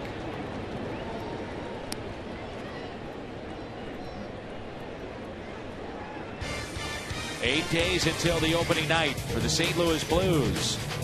To open the season against the Predators October 3rd right here on Fox Sports Midwest. Every Blues game will be televised this season. And Fox Sports Midwest, we are your home of Cardinals baseball all season long and St. Louis Blues hockey. Bernie Federker, Darren Pang, and John Kelly getting set for Blues hockey. Seth Maness will come into the ball game, and this will be a double switch, it looks like.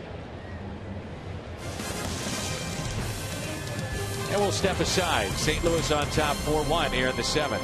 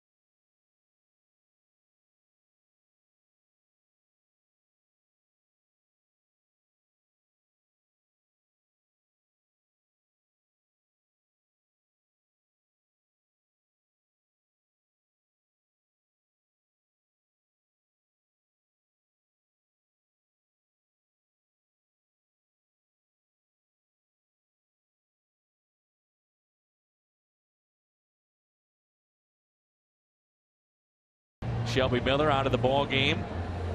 Rough start in the first, but after that really settled in and pitched well. Chevy called to the pen. Seth Maness. What a rookie campaign he has had. Well, you could ask the question, who have been the 5 most important Cardinal rookies in 2013? You'd have a big argument on your hands because so many have fit the bill. There's Cosmo, who takes over at shortstop. He's going to bat in the 7th or in the 9th spot. Descalzo moves over to 3rd, so Maness will hit in the 7th spot. But Maness has got to be on that list. His contribution's been very, very important to that Cardinal bullpen. He's been steady. Ground ball specialist. When you start looking at all the rookies that have contributed, that's a big list. 0-1 the count on Wilson Ramos. There's your ground ball. And there is your double play.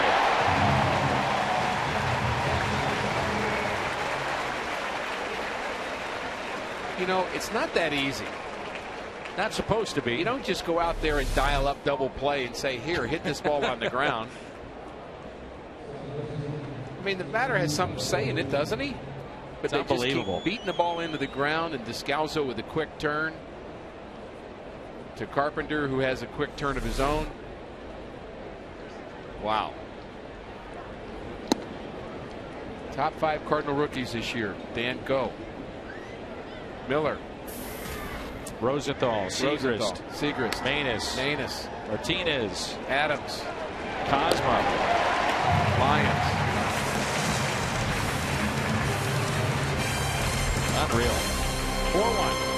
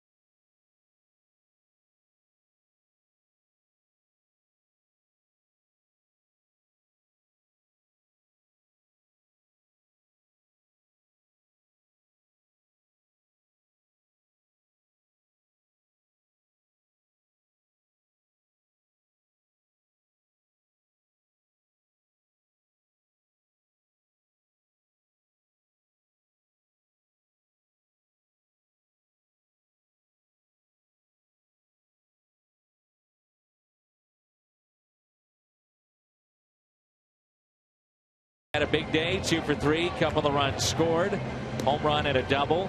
Yadi's 2-run single, and for Molina that was back in the 4th inning to give him 75 RBIs this year. Cardinals have Descalso, Cosma, and Carpenter here in the home half of the 7th. I should say, Dan, we had a nice long list of Cardinal rookies, top 5 rookies that have had an impact in 2013, and we left off Michael Wacha from that list, as if there weren't enough people on that list already. St. Louis each year gives out a Rookie of the Year at the Baseball Writers Dinner. I think the table's going to have to be a bit bigger this offseason. They're going to have a whole bunch of those young players up there, and I'm looking forward to that. What's it say, too, about the transition in Major League Baseball where you're trying to find youth, steroids, and you hope the era is over, and performance enhancing drugs, to where when you were handing out 4- and 5-year contracts to guys that were 32, 33. That's not done anymore, and it really has turned into, and it's always been this way, but back to the focus of being a young man's game. It's a young roster St. Louis has put together, and they're on the verge of potentially having the best record in the National League.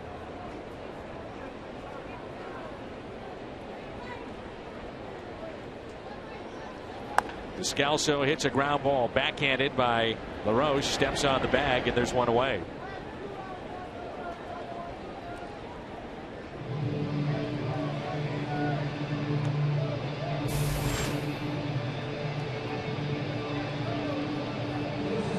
Brings in Cosma.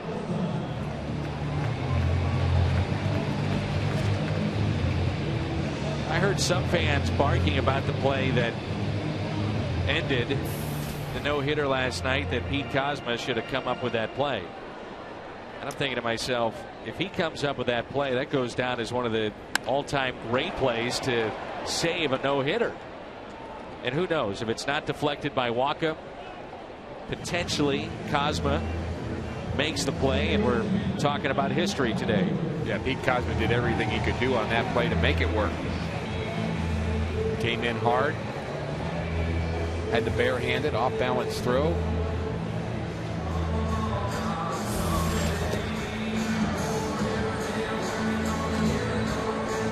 Segrist getting loose. You'd think that he'd have the 8th. Rosenthal the 9th. Time will tell. Here is Carpenter. Crowd today 40,597. 40597. Don't we do that as fans, though? Sometimes you look at a play with your heart. Sure. More so than your head. You look at the play, and what you really are saying by saying Pete Cosma should have made the play is, oh, I wish it wouldn't have happened that way. I mean, so you look for somebody to blame. And yet the reality is that's not a play you're going to make. Carpenter lifts a fly ball into right. Worth broke back, comes in, makes the catch. We head to the 8th. Jordan Zimmerman trying to go for win number 20. They trail 4-1.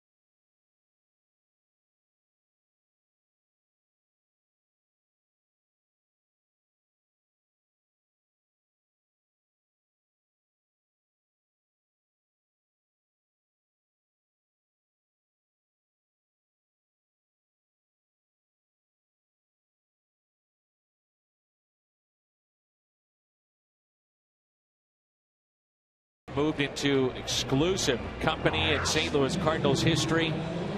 Last 5 with 125 or more in a season. Pujols, Edmonds, McGuire, Brock, Stan the Man. And now you can add to that list Matt Carpenter. That's a pretty good middle of the lineup. You get all 5 of those guys on one team. Let's see, how would we bat it? Brock would hit first. Hit Edmonds second. That's what I was going to do. Boy. McGuire'd have to hit 5th, wouldn't he? Tough lineup.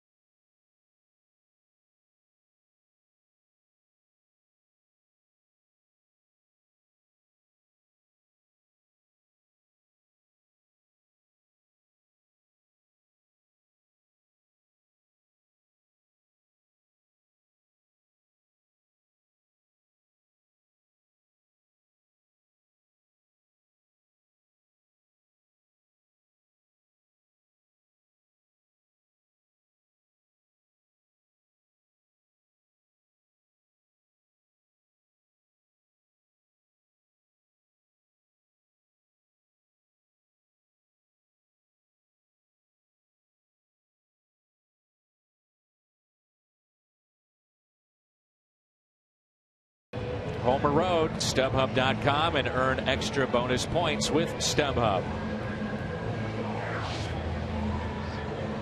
Wheels are turning on both sides as Siegrist is our Chevy called to the pen. What a year he has had. That's not a misprint. .48 ERA. .48. Electric stuff and a strike thrower to boot.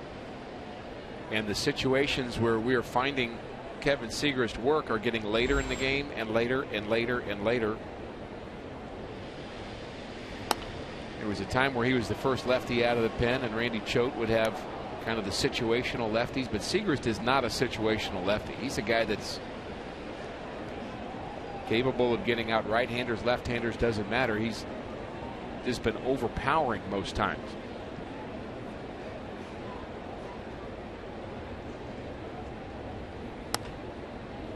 Popped up, shallow right, and Carpenter makes the catch, one away. I found it humorous the other day. Kevin Siegrist gave up a couple of hits in an inning, and we said, well, he doesn't look as sharp maybe as we've seen him before. That's because we had never seen him literally give up more than a hit in one inning. It's a business that's results driven, just like any business, but certainly here in the game of baseball. And it's also, what have you done for me lately? So Edward Mujica gets you to this point, and now it's Siegrist and Rosenthal emerging back into games. Well, strike at the knees. And I think that you said it right. You're not at this point if it's not for Edward Mujica, who I was asked recently who's the Cy Young of this team, and that was the first name that came out of my mouth was Edward Mujica. And you could say Wainwright, you could say maybe Miller, Rosenthal, somebody, but I think Mujica has been a key to this team's success. He's just not as good right now, and I think it's going to be interesting to see what happens with him over the next 3 days. Is it better to give him some more rest and hope that he comes back and can be the guy he was the first 3 months, or do you kind of test him out in the Chicago series? I mean, you're testing him out in a pennant race, though. I think it's a bit of a problem for the Cardinals to figure out how to handle Edward Mujica. The other options at this point are Siegrist and Rosenthal late, and those are pretty good options. Line drive center field, and it drops in for a hit. Denard Span is aboard for the second time today. Base hit, walk, and a run scored. One out, a hit, brings in Zimmerman. The flip side, the Cardinals get to Jordan Zimmerman here today, so looks like his bid for number 20 will fall short. And the question becomes, if you're Davey Johnson, do you go back and have him have one more crack at it before the season is through?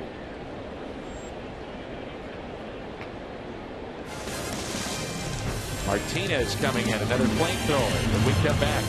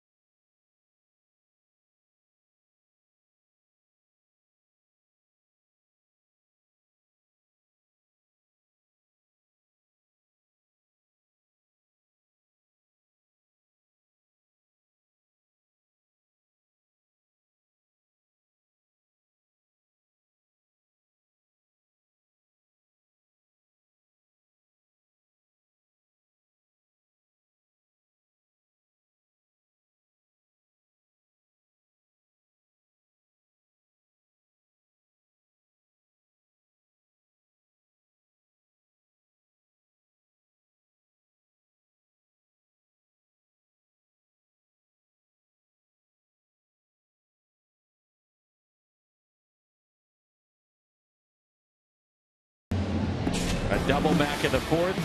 And a solo shot. A pitch that was up. Adams parked it into the bullpen in right field with our Nissan drive of the game.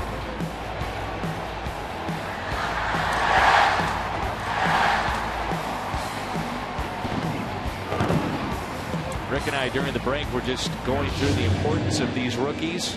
It's tough to figure out, and there's so many of them you don't know where to put them. Well, we listed 9 of them that we wanted to rate 1 to 9 for importance. Carlos Martinez on that list. He's our Chevy call to the bullpen. His role is expanding as September marches on. And when we look at the 9 on our list, is 9 too many for a Twitter poll? Be tough to figure it out. I mean, can we ask that? Yeah, we can get it on there. Sure. Here's Ryan Zimmerman. The Cardinals have turned 2 double plays, and really emerging here late last week or so has been this man, Carlos Martinez. Hard thrower, and after a couple of balls in the game against Milwaukee when he first came in, Molina goes out after 2 straight balls, and ever since then Martinez has been sensational. There are people watching across the country right now saying, you got to be kidding me. The Cardinals win every year, and now they just threw this guy Kevin Segrist, who by the way was relieving a rookie who was relieving a rookie, and here's another rookie. 4 of them today, and some of them were in Double-A not that long ago in Springfield. Matt Gifford was up here visiting us early in the telecast. He's the general manager of the Springfield Cardinals. 35 wins by rookies for the Cardinals. Maybe passed today if Shelby Miller picks up the victory. But Matt said there's more guys coming. More guys with great arms coming. Springfield didn't make the playoffs because we took all their players, and they almost got in anyway, but very good season, and feels that the minor leagues is a place to try to win, but also first and foremost to develop players, and they have done a very good job of that. And there's some good young players that are on the horizon. More coming. Amazing. Here's a 2-2. Fly ball hit down the right field line and out of play. I believe Mojica has started to throw and warming up in the Cardinal bullpen. And it is Edward Mojica. You may get an answer to your question sooner rather than later. We knew it was fluid. Cardinal bullpen, that is. Rosenthal pitched back-to-back days. First career save, then his second career save. A 2-2, fouled back by Zimmerman. That pitch hit 97.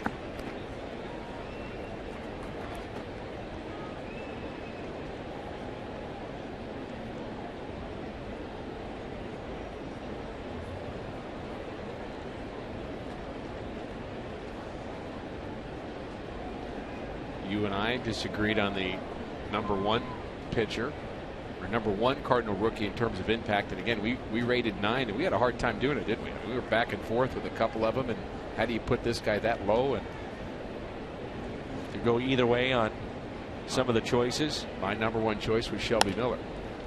Off the glove of Martinez, and Carpenter stays with it, makes the play. Might have been 2 if he doesn't touch it.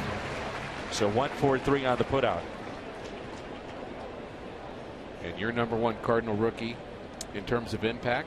I went with Trevor Rosenthal. Another good choice. Just think of high leverage situations, the 8th inning appearances, the 100+ strikeouts.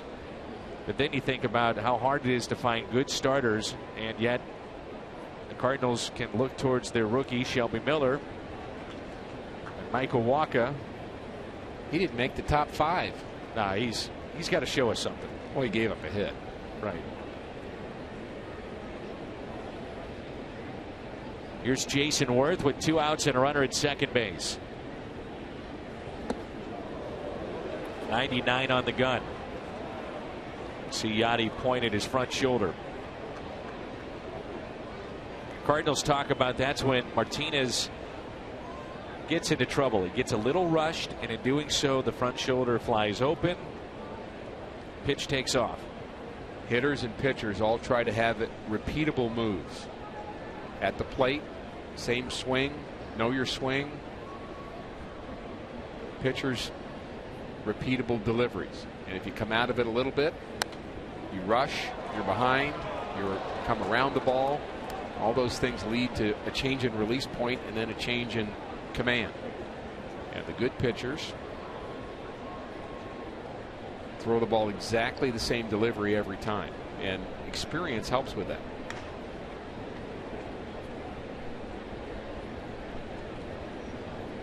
And with Carlos, you want a repeatable delivery in the midst of his flair, because he certainly has some. Here's a 1-1 pitch. 1-2. There would some that would say you got to kind of train that out of him. I would not be in that boat. I say take a guy with talent and flair and let him go. Harness it a bit, but let him be who they are. Harness and direct, but don't turn him into a pitcher with no personality. 1-2 pitch to Jason Worth. Curveball. Martinez thought he had strike 3. He was walking off the mound. I think Worth was getting ready to leave, and I think the umpire thought about the right arm too. This is nasty. Just misses. Worth is maybe, nope.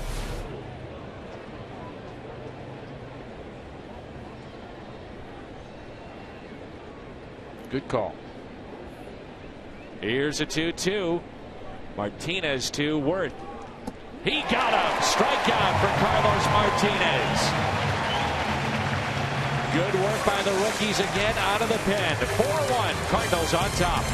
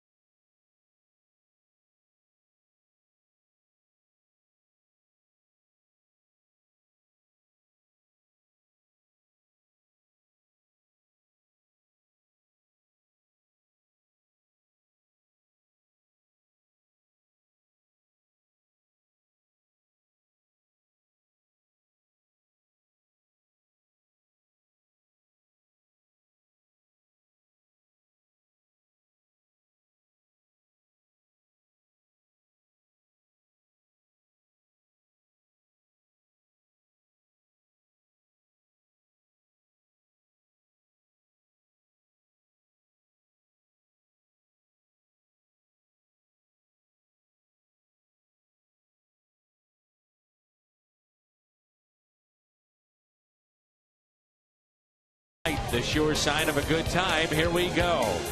And by Ford, the official cars and trucks of the St. Louis Cardinals. View from Ballpark Village. Construction continuing day in and day out, even through the baseball games. They're working as we speak up there. We're in St. Louis, Busch Stadium, along with Rick Horton. I'm Dan McLaughlin. And here is Carlos Beltran. Craig Stammen is the new pitcher, right-hander for the Washington Nationals. Been very solid in the bullpen for the Nationals. In fact, they've got 3 closers in their bullpen. You look at Clippard, Storin, and Soriano, guys who have closed effectively. Stammen, part of our Chevy call to the pen. Ground ball hit to second. One away. Before this afternoon is through, the Cardinals still have to go through Harper, Desmond, and LaRoche. Rosenthal is now throwing in the Cardinals' pen.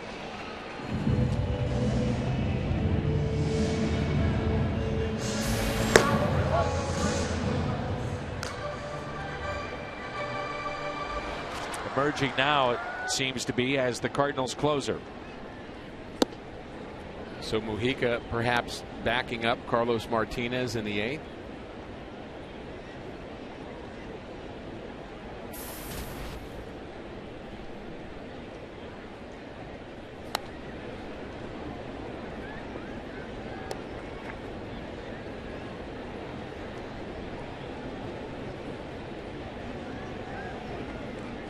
Margaret Stoner is watching in O'Fallon, Missouri, and enjoys Cardinals baseball. Happy birthday, 79 today. Never misses a game on Fox Sports Midwest. You used a phrase, Dan, that I think is really true in baseball about riding the hot hand. That hot hand right now is Trevor Rosenthal. And I think that's the way you have to do it. Who's hot for me right now? And then the question becomes, for a manager, when you have a hot hand, you don't want to ride that hot hand into the ground. So you can't just have that one closer or that one player doing all the work without getting some rest. What a play here. The backhand. Wow, what a play to take a hit away from Matt Holliday. Outstanding. Lombardozzi with the play.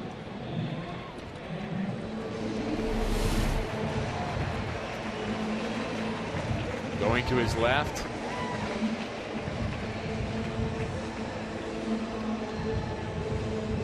I have such a hard time saying a nice thing about a Lombardozzi after his dad did so well in the World Series for Minnesota. Oh, that's right. 87. You're still not over it, are you? He had a good series, and I helped with that. So the answer is no. Adams hits it slowly up the middle. Lombardozzi does it again right on cue. I still don't like him. Don't blame him.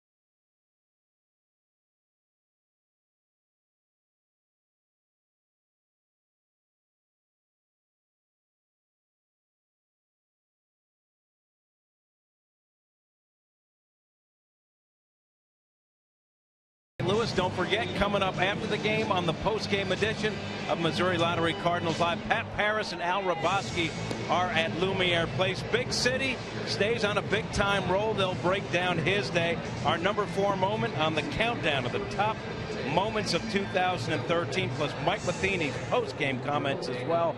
Trevor Rosenthal on to pitch for the Cardinals. We head back to the booth, and Dan and Rick. Gentlemen, Rosenthal in to pitch the ninth. Shane Robinson is in defensively in left field. Or Chevy called to the pen. The hard-throwing right-hander Trevor Rosenthal. The number that always pops when you look at Trevor Rosenthal is the 104 strikeouts out of the bullpen. Shane Robinson made some nice plays here yesterday in left field to help out Michael Wacha. And let's hope he's not needed. Here is Bryce Harper. St. Louis has had the Nationals number, looking for the season sweep against Washington. Eliminated the Nationals last year in the postseason and officially eliminated them from postseason play in the regular season of 2013. They're getting a little tired of the Cardinals, aren't they? I would think so.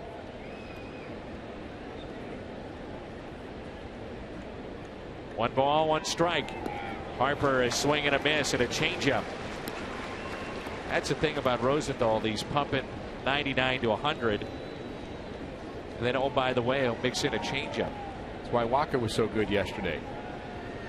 Not quite the velocity. Got him. Strikeout of Harper. This copyrighted telecast is presented by the authority of the St. Louis Cardinals and may not be reproduced or retransmitted in any form. And the accounts and descriptions of this game may not be disseminated without the express written consent of the St. Louis Cardinals.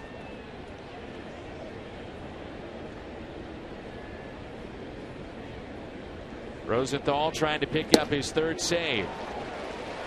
A fastball swung on and missed by Desmond.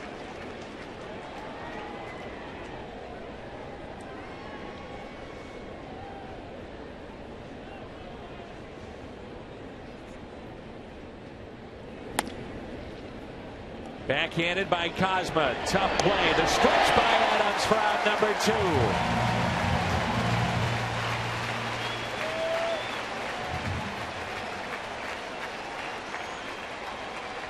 Nice play by Kozma going to his right. On the backhand. Strong throw. Desmond runs well. 1 out away from that sweep. 40,597. Here's LaRoche, the final hope for Washington. First pitch taken down and in. Turn to the Budweiser player of the game, and it's starter Shelby Miller in line for the victory if the Cardinals hold on, which would be win number 15.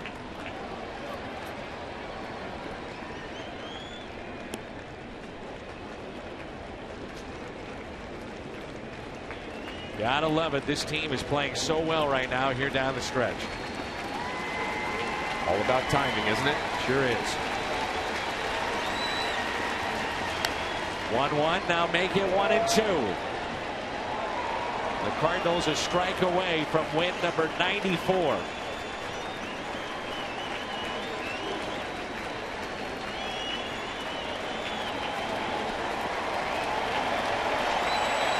The 1-2. Tapped foul. 99 from Rosenthal.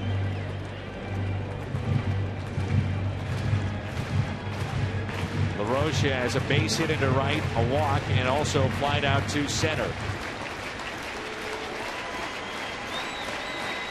The 1-2. Got him! The Cardinals sweep the Nationals. Win number 94. Shelby Miller, a 15-game winner. The Cardinals hold on 4-1. Cardinals doing everything well in this series. They got timely hits. They got outstanding pitching, good defense. And the Cardinals now go to 94-65 and lead the Pirates by 2.5 games. What a race this is. The magic number is now down to 2. Who knows? Cardinals have a chance to clinch Friday night. Post-game show coming up. St. Louis wins it 4-1.